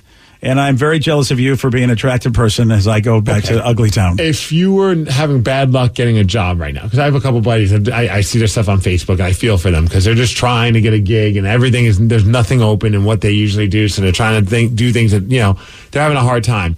Maybe it's worth giving it a shot. See if maybe if you're getting the interviews and you're not getting a job, it doesn't hurt to try something new. Hey, look at you. Right? What if it's Boobs McGee? Do you have to do anything but just walk in and just say your name? Oh, she just gets the job no matter what. She gets the job. All right. Boobs McGee, you know what? See, you've got the charm life. The rest of us have to work for it. I just looked at this. I don't want to read this. Yeah, baby. I've been looking forward to this segment. This is the moment of a lifetime, BJ. There was an individual who once again did something awesome and bought someone a house. Only this time it was for someone he never met. I wonder how we found out about it. Probably because he posted it on his Instagram, right? Because that's what The Rock always does, right? Hey, look at me. I did something. Here it's on Instagram, right? I saw it on the other person's social media pages. Oh, really? Was it Rock's? Well, he was in it. Yeah, okay. Well, you're going to hear all about The Rock buying somebody he doesn't even know a house at 8:17 on The Rock. BJ and Migs, mornings on The Rock, 99.9 KISW. 99.9 KISW, The Rock of Seattle. Timba Garimbo is an MMA fighter that recently had a couple of fights for the UFC. I think he lost his first one and won his second one. Yeah. So he's kind of an up-and-comer, not like one of the big names. So after his most recent fight, Timber revealed some surprising information to UFC fans. He had just $7 in his bank account, and he lives on a couch at the gym he trains at. So he's definitely trying to pursue the dream. Yeah, I think he even sold like the gear that he wore to raise some money and stuff like that because he got family in another country. Oh, okay. Yeah. And the story ended up getting the attention of Dwayne "The Rock" Johnson, who was so moved by Timba's story that he went to meet him earlier this week. Well, it's not funny, but interesting because the whole $7 thing is a big thing in The Rock's world because that's what he calls his production company. I think $7 Entertainment or something like that. Because at one point, before he became this big, huge Hollywood star, he had only $7 to his name. Oh, wow. This is so wild that Timba also had only $7. I think that might be what kind of like triggered something with The Rock because that's something that he talks about all the time about having only just $7 to his name. So, and that's where he started. Like whenever anyone like wants to talk about The Rock, it's like, no, I started from, no pun intended, rock bottom and worked my way up. And so Rock and Timba met. And when they did, The Rock bought Timba a house so he no longer had to live in the gym. Yeah, he kind of surprised him from behind, and he was like, "Oh my gosh, this is crazy!" And he goes, "Hey, we need to go visit my buddy's house." And they go to this house, and Rock's pretending to be on his phone. He goes, "Oh, look at that picture!" And it's a picture of Timba and his family. And he's like, "What the hell is going on here?" Wow! And that's when The Rock then lets him know, "Oh no, this house isn't my buddy's. This is your house." Yeah, and this is and you can see the video on the BJ and Migs page of KISW.com. Here is Rock taking Timba to the house, surprising him by telling him, "Hey man, I got this for you." So Timba, I don't know anybody who lives here. I wanted to come here. I wanted to bring you here. I wanted to look you in the eye, and I wanted to tell you, welcome home. Oh my God, thank you. Thank you so much, man. Oh, brother. Like I said, man, I was so moved by your story. When I found out you were sleeping on the couch in the gym, now there's no more couch sleeping. This is your house. Welcome home. Thank you so much. Now you can bring your kids here, man. You're welcome. So listen, this place is yours. You don't have to think about anything. Thank you, man. The only thing you think about is your family, getting them over here, getting them with you, and your training and becoming champion. Thank you so much, man. I will become a champion. Trust me, you can shake my hand on it. I will become your champion. Thank you. At one point, he hugs somebody. It looks like almost he's about to take down The Rock. Yeah, I was wondering about that. And almost like does like one of those takedown moves in MMA. Yeah. I wonder if you're like, that would have been great. He's like, no, I'm not giving you the house now, you bastard. Yeah, what are you trying to take me down for? What a cool. See, he doesn't just do it for his family, BJ. He does it for a family. Yeah. Yeah, it doesn't matter whose family it is. So I need to just start saying I only have $7 in my account. Yeah, that's really the key. Hey, what if Timba did that the whole time? He's like, I'm just going to keep only $7 in there so maybe The Rock will notice me. I just want to do it so The Rock will come take me out to all you can eat sushi at Trappers and we can just talk. That's an easy thing. He doesn't have to buy me a house. He doesn't have to buy you a house. I mean, I'm not going to say no if he wants to buy me a house. Oh, all right. Well, now we're It's a nice house, too. Yeah. Well, I mean, The Rock's not going to get him he's not going to get him like his busted ass house, is he? That's very That true. would be horrible. But here it is. What? He gets him a house that's falling apart that's been, it's basically been condemned. He's like, it's this or a couch at a gym. What do you want there, buddy? What do you want from me, brother? What are you, a jabroni? Get in there.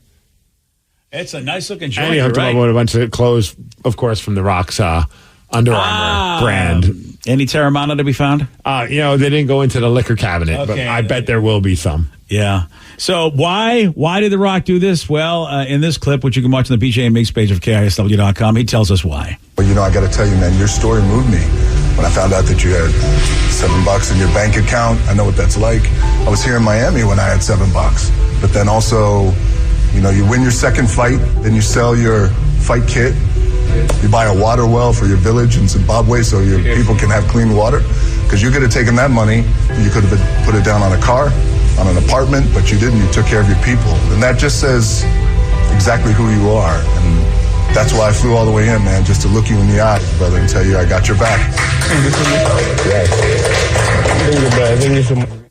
Now, and yes, they are drinking some Terramana tequila in the video. And dude, this video is very well produced. I'm just going to say that. Oh, of course it is.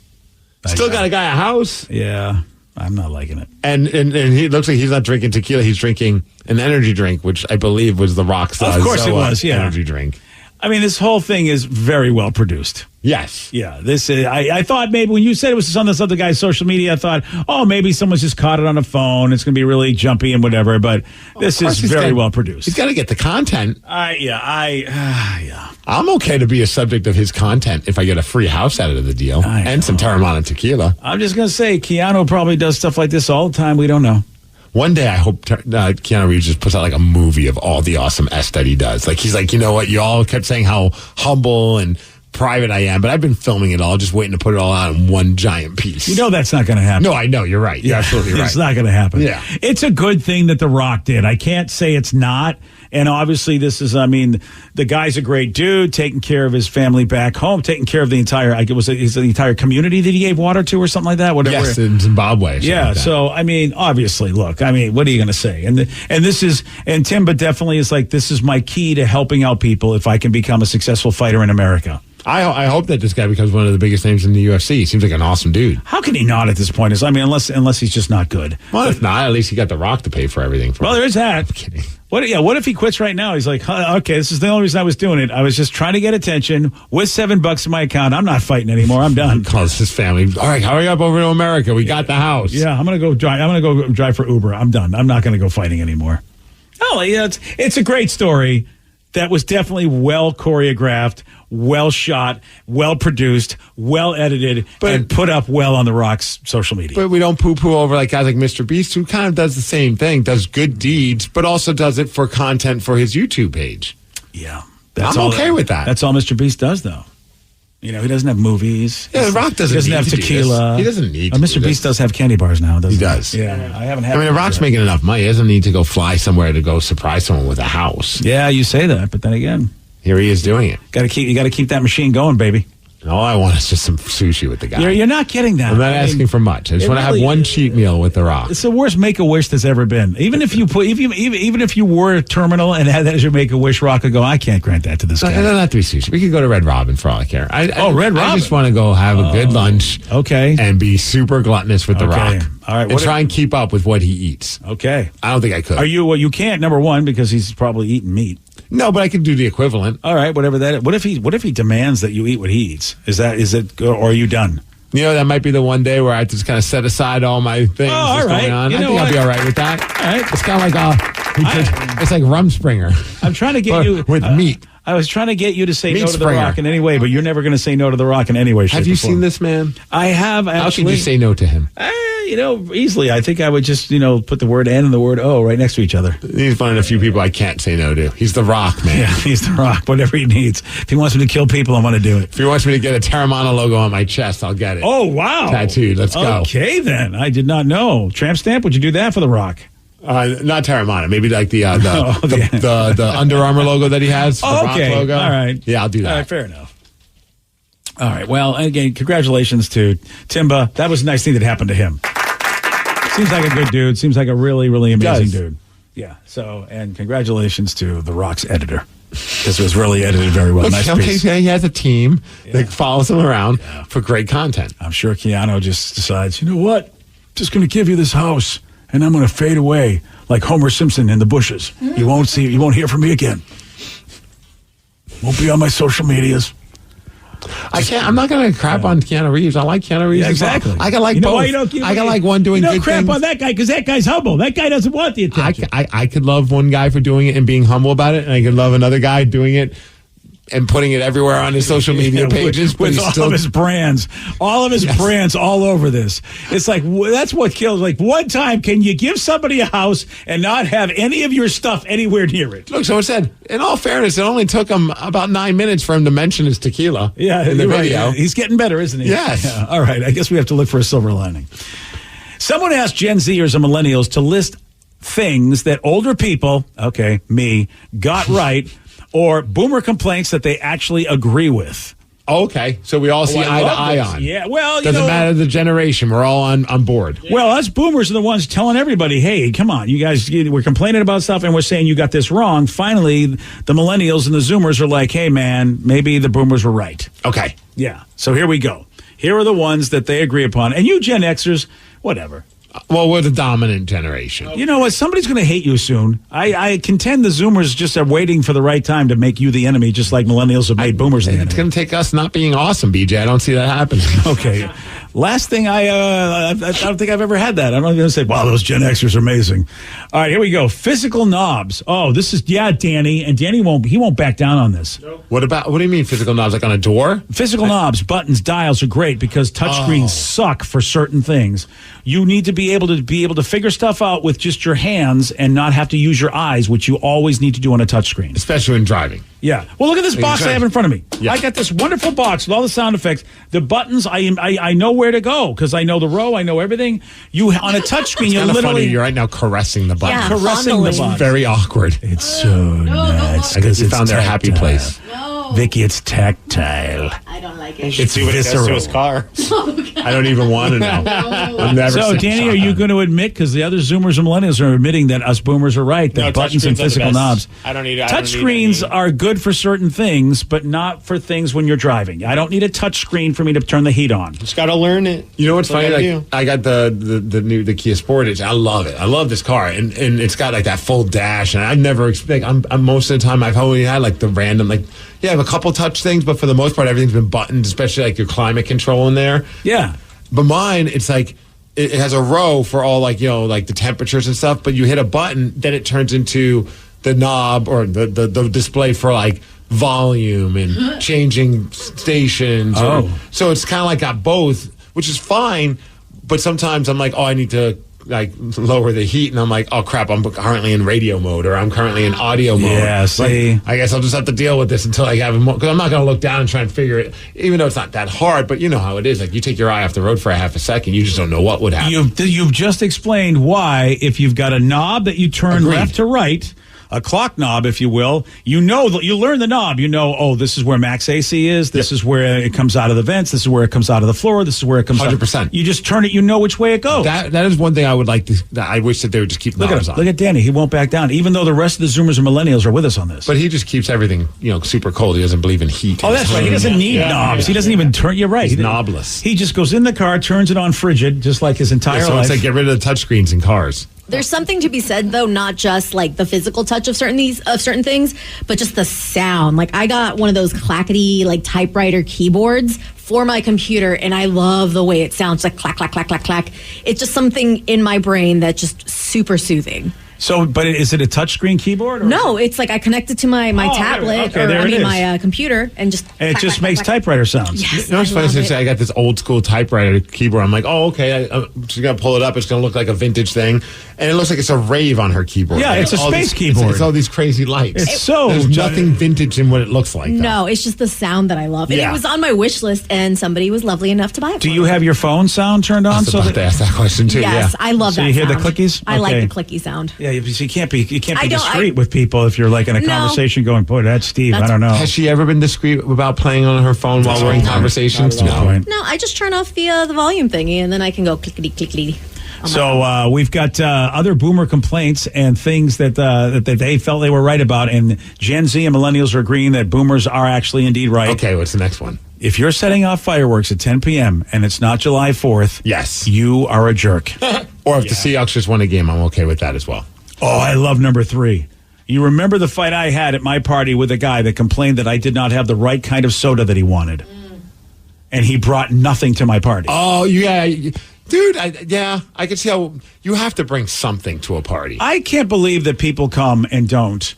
And then there are the people that, you'll order food and they won't give you enough money to pay for the food. They brought nothing, you order the food, and maybe they give you like $5 and you go, look, nowadays, I don't know, of the cost of like pizza is expensive. Yeah. And you should just give them what the equivalent would be and just cut like a third of a slice and be like, this is all you get for the party, unless you want to give me more than $5. I have people that, I still, every party I have, everybody knows I put out stuff. I do my normal stuff. And there are people that show up and still bring nothing. And even if you're not going to a party, if someone invited you over for dinner and they're like, no, I'm cooking everything, including dessert, you bring a little something, a little bit of wine, a box of chocolates, flowers, something. You always have to bring something. I don't get people that don't. I'm sometimes guilty of being the overbringer, though. Yes. I'll always be the That's person. not bad. Recently, my buddy Munson had a party where we had a big barbecue, and all of us, and I sent a text do you need anything? He goes, well, we need some ice and baguettes.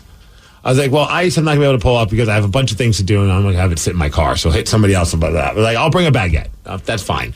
And my wife was laughing at me. I had 6 baguettes I brought. I'm like, I didn't know which kind you would want, so I got a bunch. Oh, you got 6 packages. 6 long French rolls. Those long things. Yeah. Wow. Yeah, that's a lot. It's like, what is wrong with you? I'm like, I don't know if he needed multiple ones. You could just text him. I'm like, I don't want to bug him. So I show up, and he's like, you can see the look like, why did you bring all these things? I'm like, I didn't know what you were going to use them for. Yeah, and it's hard to keep, they go quickly. It's not like you can store them unless you freeze them real quick, and I think we maybe put a dent in one of them. Yeah. It's like, okay.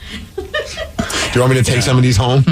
Now, if you don't bring anything, then you bring your money, because that's what I do. I always tell people, look, I'm not going to bring anything, but you let me know what I can pay. I think that's the only get out of jail free card you have if you don't bring anything to a party is you go, let me contribute some cash to something. Maybe we'll get some dinner later on. Let me cover that. Otherwise, you got to bring something. Absolutely. You got to bring something. Yesterday, Steve, he did get this one right. Not even in double digits. What age was King Tut when he became the ruler of Egypt? He was 6. No. 9. Yes. Oh, they were very nice. You got lucky on that one. Oh, did I ever? You want a shot at beating Steve? You got it. 206-803-ROCK. We'll play Beat Migs at 8:47 on The Rock. Today's podcast was brought to you by Travis Gagne, bankruptcy attorney. Here's another question from a listener. How long is a bankruptcy going to affect my credit rating? Of course, most of the time, by the time we're talking about filing a bankruptcy, the credit has already taken a huge hit. Chapter 7 is going to affect it more negatively than Chapter 13. Chapter 7 stays on your credit report for 10 years from the time you file. It usually takes 7 or 8 years for your credit scores to get back into the normal range in a Chapter 7 case. However, your credit will start to recover even in Chapter 7 after about a year. You'll be able to get credit again right away, usually before your case is even over. Chapter 13 stays on your credit report for 7 years and usually takes about 3.5 years for your credit to get back in the normal range. So Chapter 13 will mean your credit gets better much more rapidly. Thanks, Travis. If you have more questions about bankruptcy, you can reach out to Travis anytime at ChooseTheRightChapter.com. That's ChooseTheRightChapter.com. Thanks for listening. Dealing with an accident and injury claim can be overwhelming. Let Phillips Law Firm fight for you. We understand the pain and suffering, and we're here to guide you through. Call 1-800-JUSTICE today for a free case review, or visit justiceforyou.com and let Phillips Law Firm help you on the road to recovery. Hey, this is BJ. Thanks for listening to our show's podcast. If you're a fan of all things geeky, you should check out my other podcast, BJ Shea's Geek Nation. We have new episodes every day, and you can check it out at bjgeeknation.com. Your home is going into foreclosure and you feel like a financial wreck. You don't know where to turn for accurate information. I'm bankruptcy attorney Travis Gagne. Let's talk about some legal options. If we work quickly, we can propose a plan to save your home, modify the loan, or in many cases even eliminate your second mortgage. The consultation is free. I've helped hundreds of people just like you make informed decisions about whether to save their home or exit it on a reasonable, organized timeline. The chapter you choose sets the tone for the next chapter of your life. Please contact me today at ChooseTheRightChapter.com. That's ChooseTheRightChapter.com. 99.9 KISW, the Rock of Seattle. It's our loud and local band of the week, and this week, it's Glows.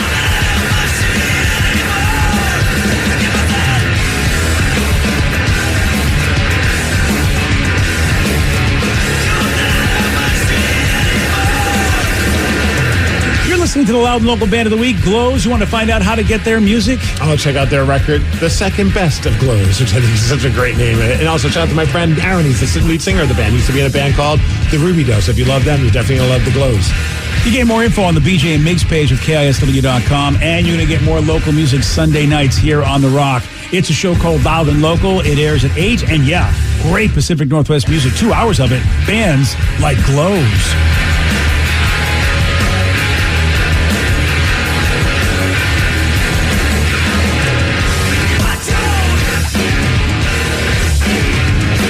Let's play Beat Migs. I will beat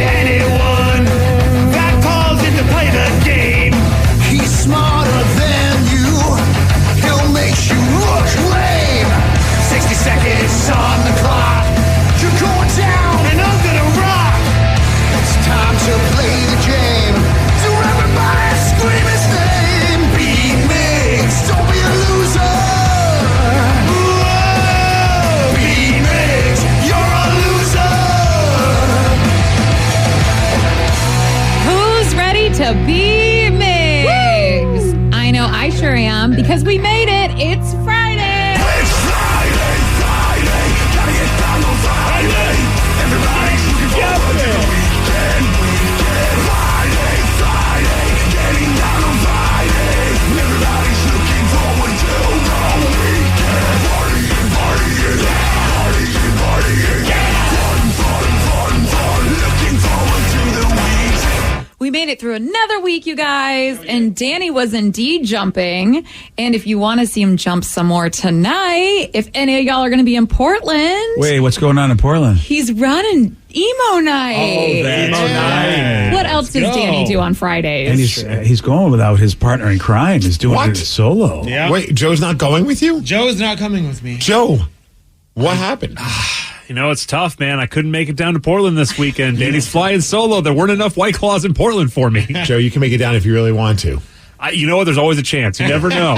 That'd be the greatest moment of my life. Joe just shows up like right as I get on stage for emo night. The big surprise. Right, it would be like slow-mo, you guys like running towards each other, like Joey would pick you up. It would be very beautiful. Just like a romantic movie. I know, Yes. how cute. Let's get to our contestant today. We have Alonzo from Des Moines. Alonzo, are you there? Yes. All right, Steve, now get out. Goodbye. For those playing at home, Alonzo has 60 seconds to answer 10 questions. You can pass all you want, but you will only get 3 guesses per question. Are you ready? Yes. What 80s film starring Kevin Costner is known for the line, "If you build it, he will come"? Field of Dreams. Yes. Traditionally, a sonnet has how many lines? 3, No. 4, No. 5. No. What European capital is known as the Eternal City? Rome. Yes. What kind of alcohol is Havana Club? Rum. Yes. What number on the pH scale indicates neutrality? 0. No. 2. No. 69. No. What U.S. state is home to the Green Bay Packers? Wisconsin. Yes. Liz Lemon is a character in what sitcom? Pass. What day of the week has the longest name? Wednesday. Yes. What pop star singer had the hit songs Just Dance and Poker Face? Lady Gaga. Yes. How many countries make up Central America? 6. No. You get 6 correct, though, Alonzo. All right. Okay, this is going to be another close game, I think. Yeah, I think so, too. He did well. He passed when he didn't know. Alonzo knows what's up. Oh, well, we'll see if he does. Well, there's some questions in there that I think Steve's going to be like, why'd you ask these questions? Oh, good. Those are my kind of questions. Steve, are you ready? Oh, yeah! What 80s film starring Kevin Costner is known for the line, "If you build it, he will come"? Field of Dreams. Yes. Traditionally, a sonnet has how many lines? 8. No. 9. No. 7. No. What European 5? capital? No. Is known for the Eternal City? European capital. Rome. Yes. What kind of alcohol is Havana Club? I'm going to go whiskey. No. Scotch. No. Rum. Yes. There we go. What number on the pH scale indicates neutrality? What number? I'm going to go 7. Yes. What U.S. Wow. state is home to the Green Bay Packers? Wisconsin. Yes. Liz Lemon is a character in what sitcom? Liz Lemon. Liz Lemon. It's Always Sunny in Philadelphia. No. Ordinary People. No. Malcolm in the Middle. No. What day of the week has the longest name? Saturday. No.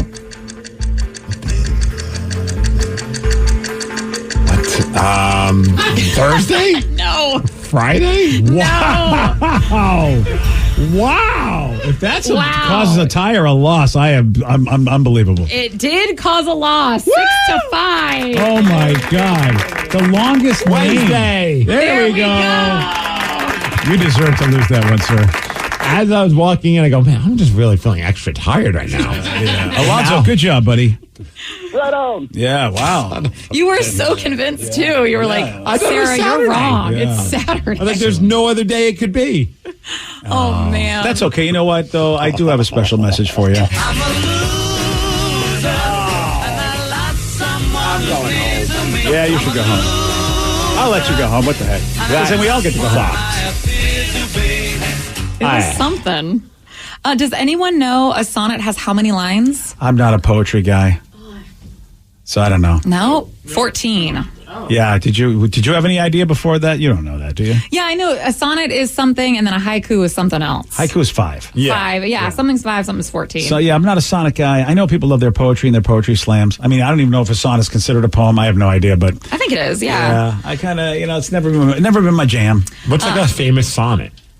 I wonder. You're asking the guy who's talk. Is that a sonnet or is that a limerick? I don't know. I was just throwing it out there. I mean, there's a man from Nantucket. Hey, you don't know sonnet number 18 and sonnet number 116 and sonnet number 30? It's a Shakespeare thing. Yeah. Huh? Okay, yeah. I don't know any a of Shakespearean sonnet. That's why I hate all of them. They probably are amazing. Are they? Probably not. Liz Lemon is a character from what sitcom? Easy. Vicky knows. 30 Rock. Yep. I believe Tina Fey plays That is her. Tina Fey. Yep. I'm looking at sonnet. Yeah, I don't know any of these, man. Yeah, I'm not surprised. And I'm not going to even try and read There's them. nothing about wrestling in there. How would you know them? Yeah, it doesn't say Hulk Hogan. Nope. Body slammed Andre the Giant. Doesn't say vitamins. Nothing. No. Not Nothing even, about saying prayers. not even a sonnet that says brother. Nope, brother. Nothing about his wiener. Well, Not Terry, worth how about reading. Terry Belew's blue? Balea. Yeah, Balea. What about his wiener? Is that in the sonnet? I don't think so, no. Okay, all right, because I know they're different. Hulk Hogan sonnet and Terry Bollea sonnet, very different. I do not have a 10-inch penis. No, I do not. Terry Bollea's penis is not 10 inches. I just like how he speaks about him and his penis on the third person. Is that like the fourth person when you're talking about somebody else in the third person's penis? Hogan's he's an interesting cat. Isn't he, though? He likes to make stuff up, too. I heard he liked to have a lot of, basically substance. Heard that was a part of his life. He has partied, but yeah, there's a clip that's circulating right now because he just did Theo Vaughn's podcast. Okay. Which is very popular. And in one of the clips, he just talks about how, like, his brother died, he got shot and killed, and then, like, 30 seconds later, he goes, no, that's not true. Actually, my brother had an overdose. And it's like, what are you making up? Like, So he retcons himself in the middle of the interview. he basically says, no, I'm lying. My brother died of an overdose. It's like, what is happening here? The only thing I could think of, and gosh, God forbid me for actually trying to be on the side of Hulk Hogan, when people die of overdoses and things like that, Sure. they don't want that to be the reason out there. His generation, which is, older than me. So maybe. But he's known for coming up with like ridiculous lies. Like there was one for a while where he said that he was being courted to be the new bassist or he was asked to be in Metallica at some point. Way back in the day. Okay, yeah, there we go. Because he does play the bass. Like he used to be in a band. Nothing big. But and then finally, like I think one of the members of Metallica, they might have been Lars, is just like, we have no idea what he's talking about. That would be so weird if Hulk Hogan was in Metallica. Yeah. That would be just like, I don't even know. My brain can't even process that. Like he said, like he was hanging out with certain celebrities. Like based on the timeline, that person was dead for like 10 years. Like it's like the stories that he would tell are just crazy. Like he said that one time he could have played baseball for the New York Yankees and okay, I'm sorry, but I doubt that. Right. Yeah, I completely doubt that. No, he just makes stuff up, and I think he just wants to see if people will call him on it. I don't know. Or he's just so delusional that now he believes these things. Well, you got to have a little bit of that narcissism, delusionary kind of stuff to be a big star. Yeah. You got to, and he was a big star. And I guess sort of kind of still is. There's like websites that are just dedicated to the lies that Hulk Hogan has told. The lies of Hulk Hogan. Right. There's a movie right there for you. Yeah. Oh, man. It's sort of like a Forrest Gump thing. Like, put Hulk Hogan in all the situations that he actually said he was in. He said that he used to fight fighters from Pride, the fighting organization Pride Fighters, back in the 70s. But Pride Fighting Championship started in 1997. Whoops! I guess I didn't do never that. had an MMA fight in his entire life. Oh, they didn't? Yeah. I guess I didn't do that. Yeah. All right, Hulky. Oh, that's the one. He said he partied with John Belushi after WrestleMania 2 and back in 1986, but Belushi died in 1982. Well, that's a whole different kind of weekend at Bernie's partying if that was true. Or maybe, in all fairness, he might have been so hopped up on something that the guy he was hanging out with, he thought was John Belushi. Yeah. Look, that's a thing. No doubt about it. That is a thing. One of the best ones, he said once back in his heyday, he wrestled 400 days in 1 year. And the reason why is he would travel from the United States to Japan a lot, and due to the time difference, he wrestled on multiple days. Okay. Like, no, that's not even possible. Yeah, all right then. Yeah. I do like that. I wonder if it's, when people make up stories about who they partied with, if they got that for one of the latest episodes of The Righteous Gemstones, because the character Baby Billy says that he was doing all sorts of blow and everything with Gene Hackman. But then he even says, as he's telling the story, well, It looked like Gene Hackman, so it might as well have been Gene Hackman. It is how I think back in those days, because there's no way to like prove certain things. I mean, some of these are obviously they were able to prove, but like there's no social media. There was none of that. No, like you could create these stories. Like, well, of course I don't have a picture with this person. Back in those days, we didn't take pictures. We didn't take pictures. I'm not going to take. If I'm partying with Gene Hackman, he's not going to want that out there. It is time for Listeners on the Loose. You pick the topic, you guide the show. All you got to do is call us or text us, 206-803-ROCK, and we'll take those calls. We'll take those texts at 917 on The Rock. BJ and Migs, mornings on The Rock, 99.9 KISW. 99.9 KISW, The Rock of Seattle. It's Listeners on the Loose, where you pick the topic, you guide the show. Brought to you by Whole Foods Market. 206-803-ROCK. That's the number to call. That's the number to text for Listeners on the Loose. But do remember, Steve has a rule. It's a simple rule, BJ. Show some energy and bring it. Otherwise, you're going to hear that gong and we're going to have to say goodbye to you. Goodbye, old friend. 206-803-ROCK, the number to call, the number to text. And I'm excited. We're going to start things off for Listeners on the Loose with a good friend of ours, a man who's been killing it in the comedy world. Please welcome to the show. He's going to be at Bake's Place in Bellevue tomorrow night, Justin Ruppel. Justin! So good to be back with you boys. How are you? Oh, we're good. We're doing well, man. And you're doing stuff. You're doing this thing on the internet. It's like I don't even know what the heck is it. Justin, what is it called? Just in time, just in case, what are you doing? Just in doubt. No, I'm kidding. Just Interactive. It's actually a live touring show. We're booked in Las Vegas and Miami and all over the place. Basically, you come out to a show. We have 2 stand-up comics go up and do stand-up. And then all that time you're using your phone to answer a whole bunch of premise questions that we have submitted for the audience. And then we show the audience your punchlines. So it's like going out and actually getting to be a stand-up comic from your own seat. Wow. So, yeah, it's an interactive thing. Because when I started comedy, the way I started is I went to an open mic and I sat there and I went, I could be better than this. Come on, man. Yeah. And I mean, I wanted to give the audience a little taste of how much fun stand-up is. So there's 30 questions you can answer, be as funny as you possibly can. And halfway through the show, we turn on the projectors and all of a sudden the audience gets to see just how funny they are. It's kind of like our text line in a sense. Sometimes when people who text into a show, it's just like, oh man, that's that's hilarious. I have to imagine sometimes, Justin, you guys probably sit there and go, damn, that actually is a really good punchline. Could I make a food order on there too? Like that way it shows up on the big screen and be like, hey, can I get some more yes. mozzarella We'll know which ones are yours. We'll know which ones. Yeah. No, the funny thing is I think the best comedy is when it's done in a tag format. You know, when you are with your buddies and you do it, you say something funny and someone comes over the top with you and someone comes over the top with you, man, that's it. And so that's the show we kind of created. We want to make that environment where the whole audience feels like, oh my gosh, I did this. This is what we did. We did this together. Oh, that is really cool. So you're doing that along with obviously doing like, your regular stand up, which I think you're doing at Bake's Place, right? That's just a regular show. Just a regular show, but there's a little bit of my interactive mixed in there. Because the technology exists now. At the end of my show, I let the audience just ask me questions through the app, so I'll answer any questions. I got to be honest, guys. My life is weird, so people want to ask me a lot of questions. You know, I'm married to 2 people. Not legally. Let's not. I don't need the federal government asking. In other words, right. You are in a committed relationship as legally as possible with 2 people. Which, by the way, Justin, you did that on national TV. On America's Got Talent. And I mean, I think for probably a lot of the folks watching, that might have been the first time they'd ever really seen a real life throuple with Justin Ruppel. I mean, really. Yeah, I know. The name of the throuple, considering that the last names of the people involved are genius. Ruppel and Thornhill. Just genius. It's pretty genius. I will say that I wanted to ask me questions, like, so I figured if that is something I can offer people who are wondering what the hell's going on, or if that might be something they want to do, or they're trying to figure out their friends, then that's what I can do. I can answer those questions. I have a question related to all that, if that's okay. Yes, please. It might be a stupid question, but has there ever been a time then in your relationship where it's been, not raunchy, a 2-on-1 argument? Yes. That's got to be weird.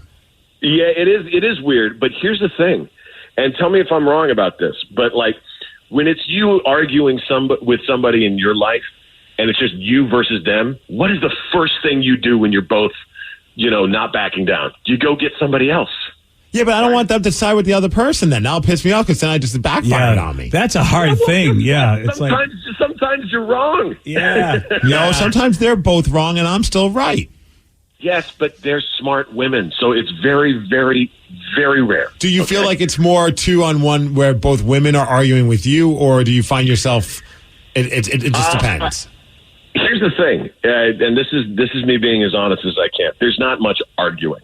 If two people make a point at the same time towards one person, it's usually that person going, "Oh my God, I'm doing that." Yeah, and then we go, "Yeah, maybe BJ, you are. need to be in a throuple." That's that is a great point, because a lot of times in my situation, there's nobody there to come and say, "Hey, by the way, you're actually not being reasonable right now," and they're in the trenches with them. Yeah, well, I mean, that's someone you love, and that's something that that if you will, monogamous couples don't have, because sometimes you're triggered. If you're both triggered, you can't see you're in the weeds, and then it takes that third person to go, "Hey, I love you both," but in this particular instance, Justin, as usual, is wrong. You nailed it. Yeah. I literally the other day, I am always forgetful in telling the girls that I've got something on the books. Like I have this appointment. But I remember telling my wife that I had an appointment, and I said it, and I was like, I've got an appointment. And my wife goes, "No, you didn't tell me that." And I went, "Wait, no, I think I did this time. Normally I'm wrong." And I went, "Claire, let's go to the replay." Yes. And she goes, "As a matter of fact, you said it last night while we were watching this show." And I'm like, "Aha! I've been righted." And so one of you sleeps on the couch, then not both, right? No, I slept on the couch. The point is, yeah, of course. I mean, the couch is very large, guys, and I spend many nights. But yeah, like it is kind of like a camp. We do have kind of like, it's a sleepover every night where we're like, "Okay, see you guys in the morning," and that's 5 years now. So okay, another dumb question. Here we go. They're talking to Justin Ruppel, who's going to be at Bake's Place. Where is that? Where is that? Bake's Place is right in the heart of Bellevue. Right in the heart of Bellevue, right off of what is it? Northeast 4th, Northeast 7th. Right next to where the old Toys R Us was. Oh, yeah. Oh, yeah. Okay, that's not too far from Main Street, I think, either. Boom. Exactly. It is couldn't be more perfect. Go ahead. All right, this question. Now it's talking about bedtime. Do you guys rotate who sleeps where, or is do you have I'm left, I'm right, and I'm middle? In the first few months, we were all seeing each other. That's what we did. But we figured out that I kind of like to be compressed into the middle. If I'm given a full bed to myself, I kick pillows, I push people, I push stuff. So you've got to be, because you got to be restrained. You're kind of like a dog. We got to keep you restrained. Yes, you could put me in a sleeping bag in the middle of the bed, and I'll be much better. That's how Lulu, our dog, is. She's in the middle too. Yeah. Well, how about that, Justin? Look at you and Lulu. Well, it is. I will say it is kind of like an air fryer, because the two of them, if we all go to Taco Bell, the middle is not the best place. But. Justin, we're talking to Justin Ruppel, Bake's Place, Bellevue, tomorrow at 9:30. Get tickets at justinruppel.com. Justin, the other thing is that we're asking questions because Justin is he's in a relationship with two women. It's a very committed relationship, as legally as possible. So maybe someday, hopefully, in this world, if you want to say you want to be married to whoever you want to be married to, nobody will give a flying fish. I don't know, but right now people are all butthurt about stuff. But so, are you guys kind of like, will you just treat us like normal people? Because there's a lot of questions. Obviously, a lot of people want to know more about this. But I mean, do you guys still okay answering questions, or do you feel like, man, stop putting us under the microscope? I'll be honest. I love the questions, and I think that's because it's not we are making a commitment to each other. It is a different thing. We weren't born with each other. You know what I mean? This isn't who the individual. Yeah. We found each other. You know what I mean? And so it doesn't seem too personally inquisitive when they see three people holding hands. That is going to spawn questions. So I don't feel so bad about it. Furthermore, I I also really like my relationship, and I don't feel attacked when someone goes, so what about this? What about this? Because it's better than it had been in monogamous relationships in my life. It's fun.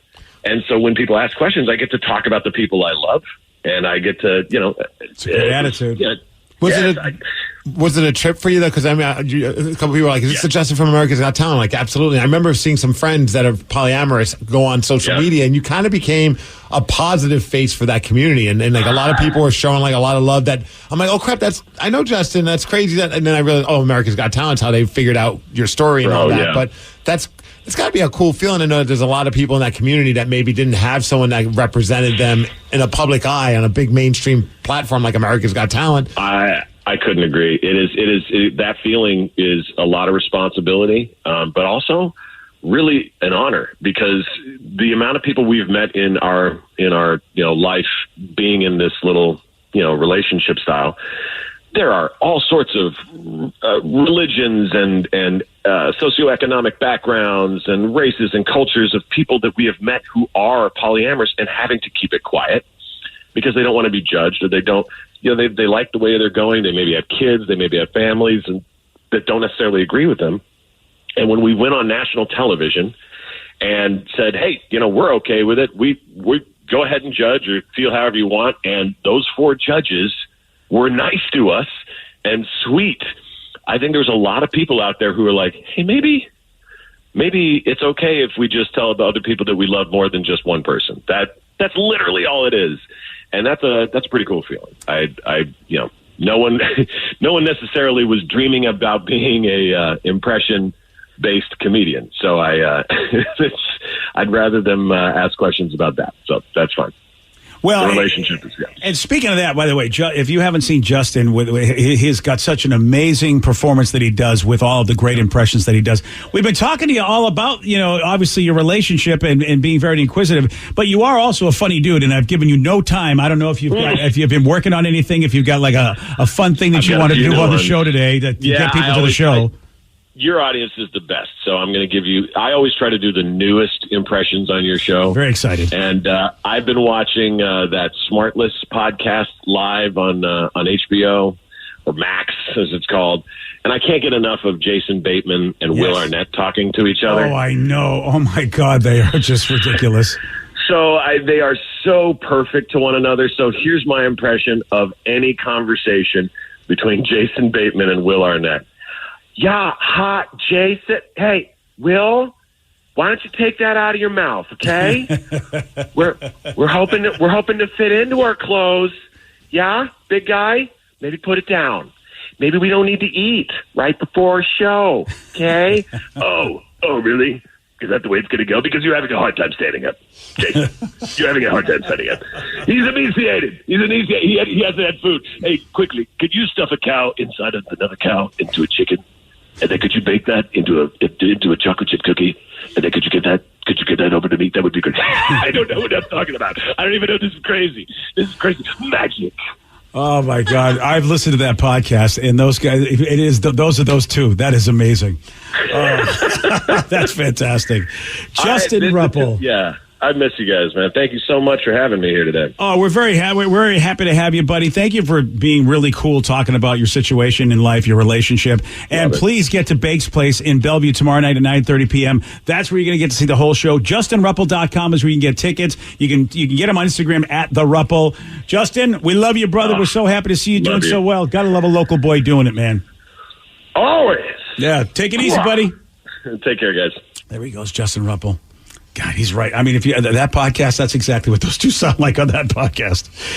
You pick the topic, you guide the show. It's listeners on the loose. Call us, text us. We'll take your calls. We'll take your texts at 206-803-ROCK. And we'll take those texts and calls at 9:35 on The Rock. BJ and Migs, mornings on The Rock, 99.9 KISW.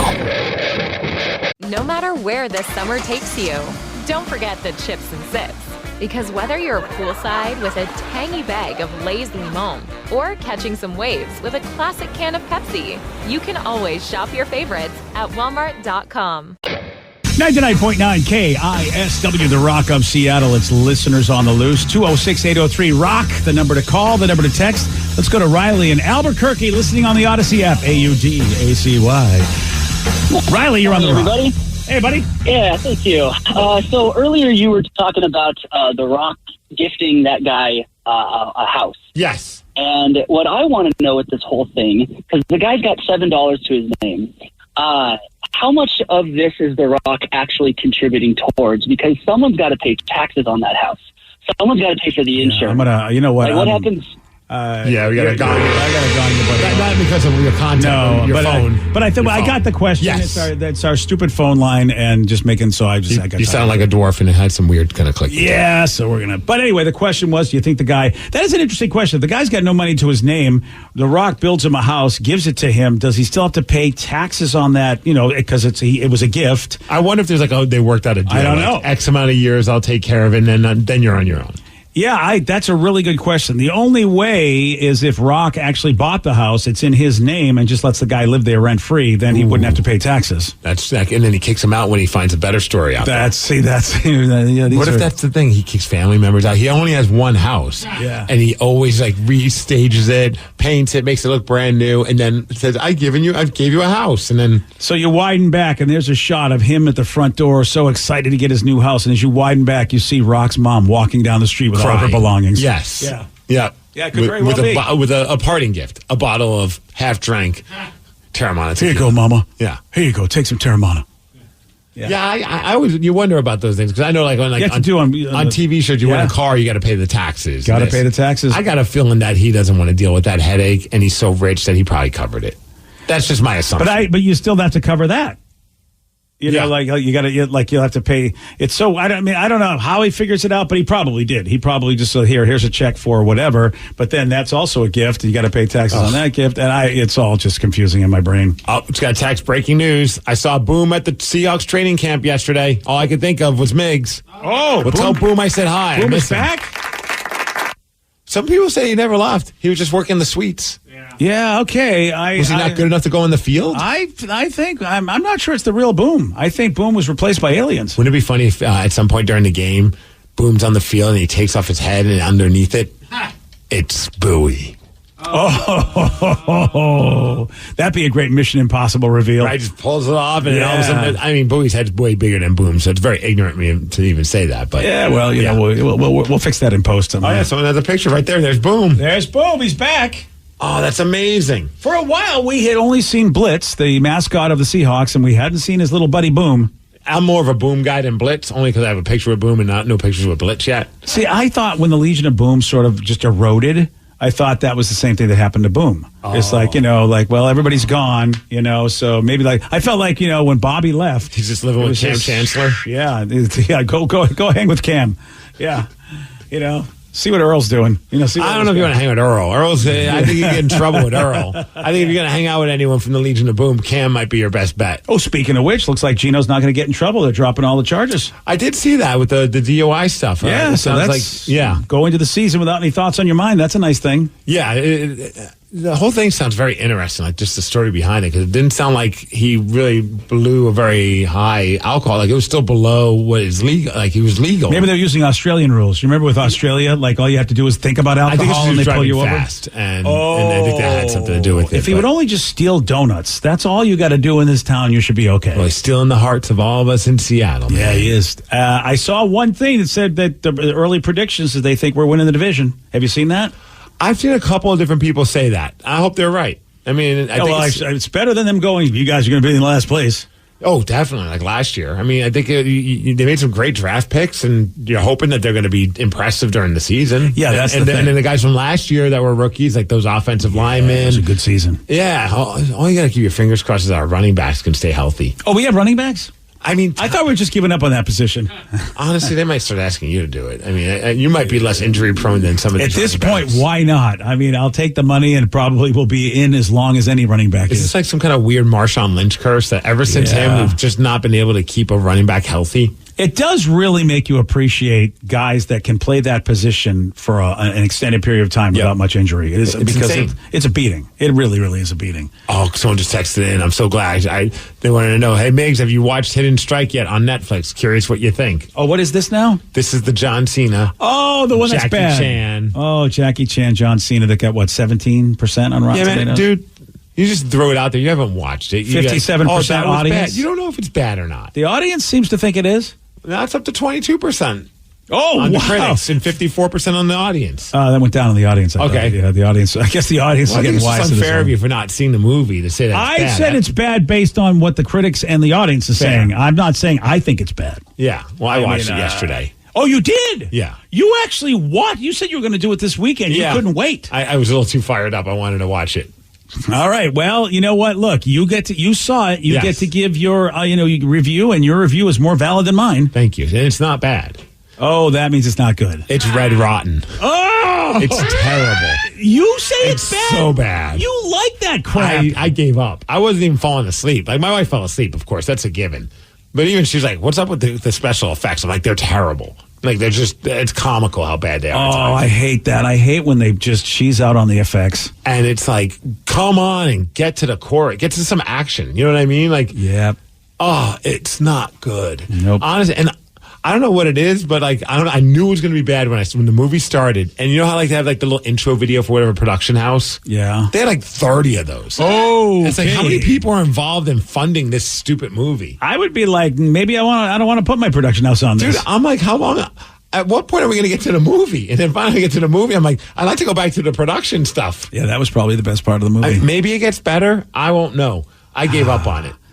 You know, it's this whole concept of, I'm sure they got paid. They definitely had to. I'm sure they got paid, unless this is just, I can't imagine it's just for insurance, because you see a lot of actors will do stuff just to be able to get their medical insurance. Yeah. But is that what Jackie Chan needs to do these days?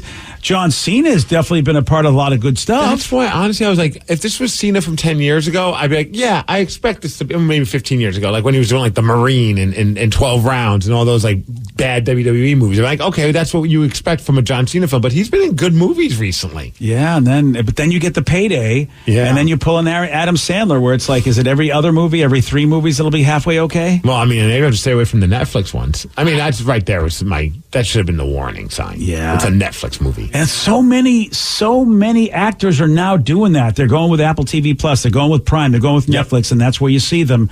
And you're like, I'm sorry, but your movies aren't good. It's like, yeah, you're getting a payday, but now I'm starting to wonder if I trust anything you're in. It's so bad.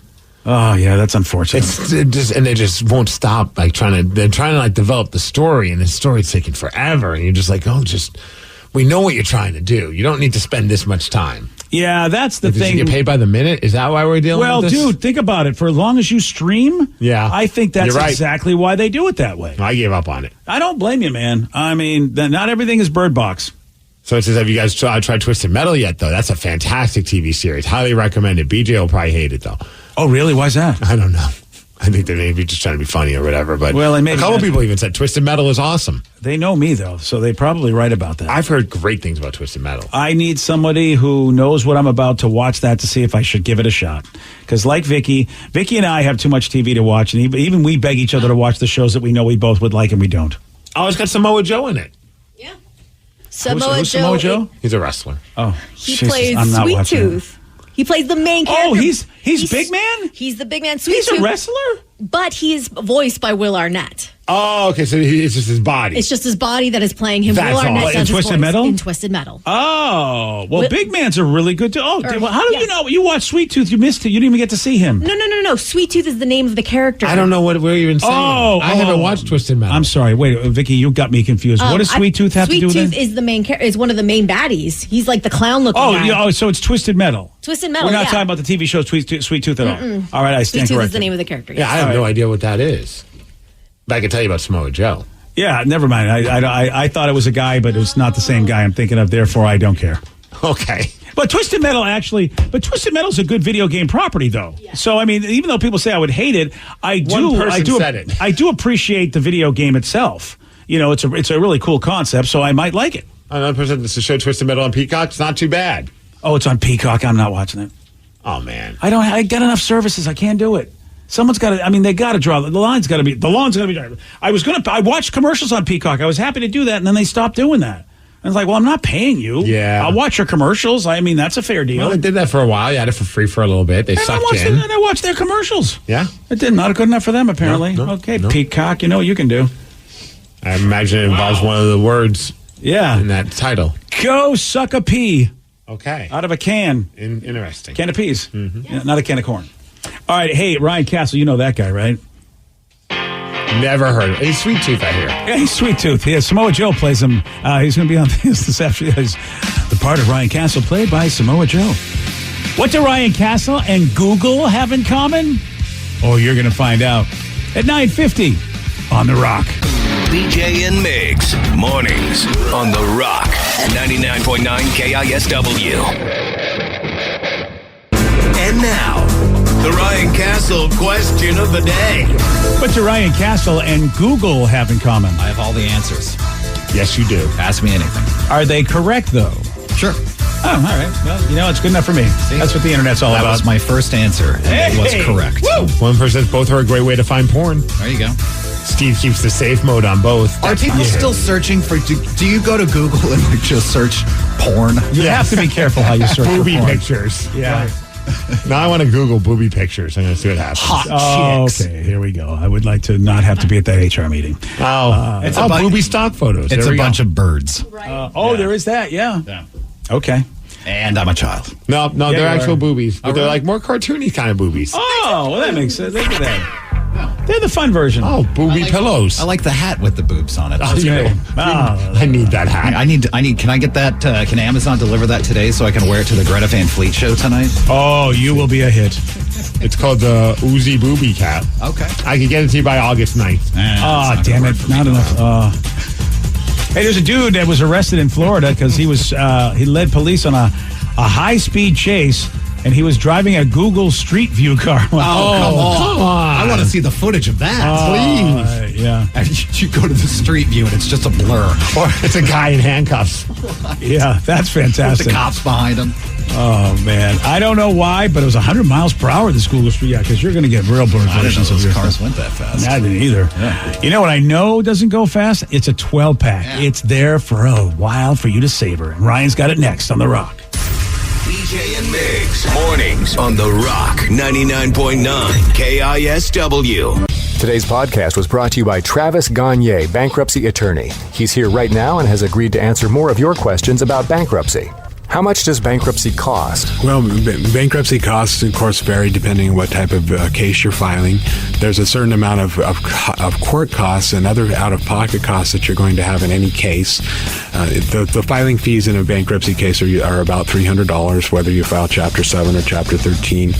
One of the things to watch out for when you're shopping for bankruptcy attorneys or looking at the different cost options is that a lot of times, especially the really cheap places, don't tell you up front about all the court costs and whatnot that you're going to have to pay in addition to the attorney fees.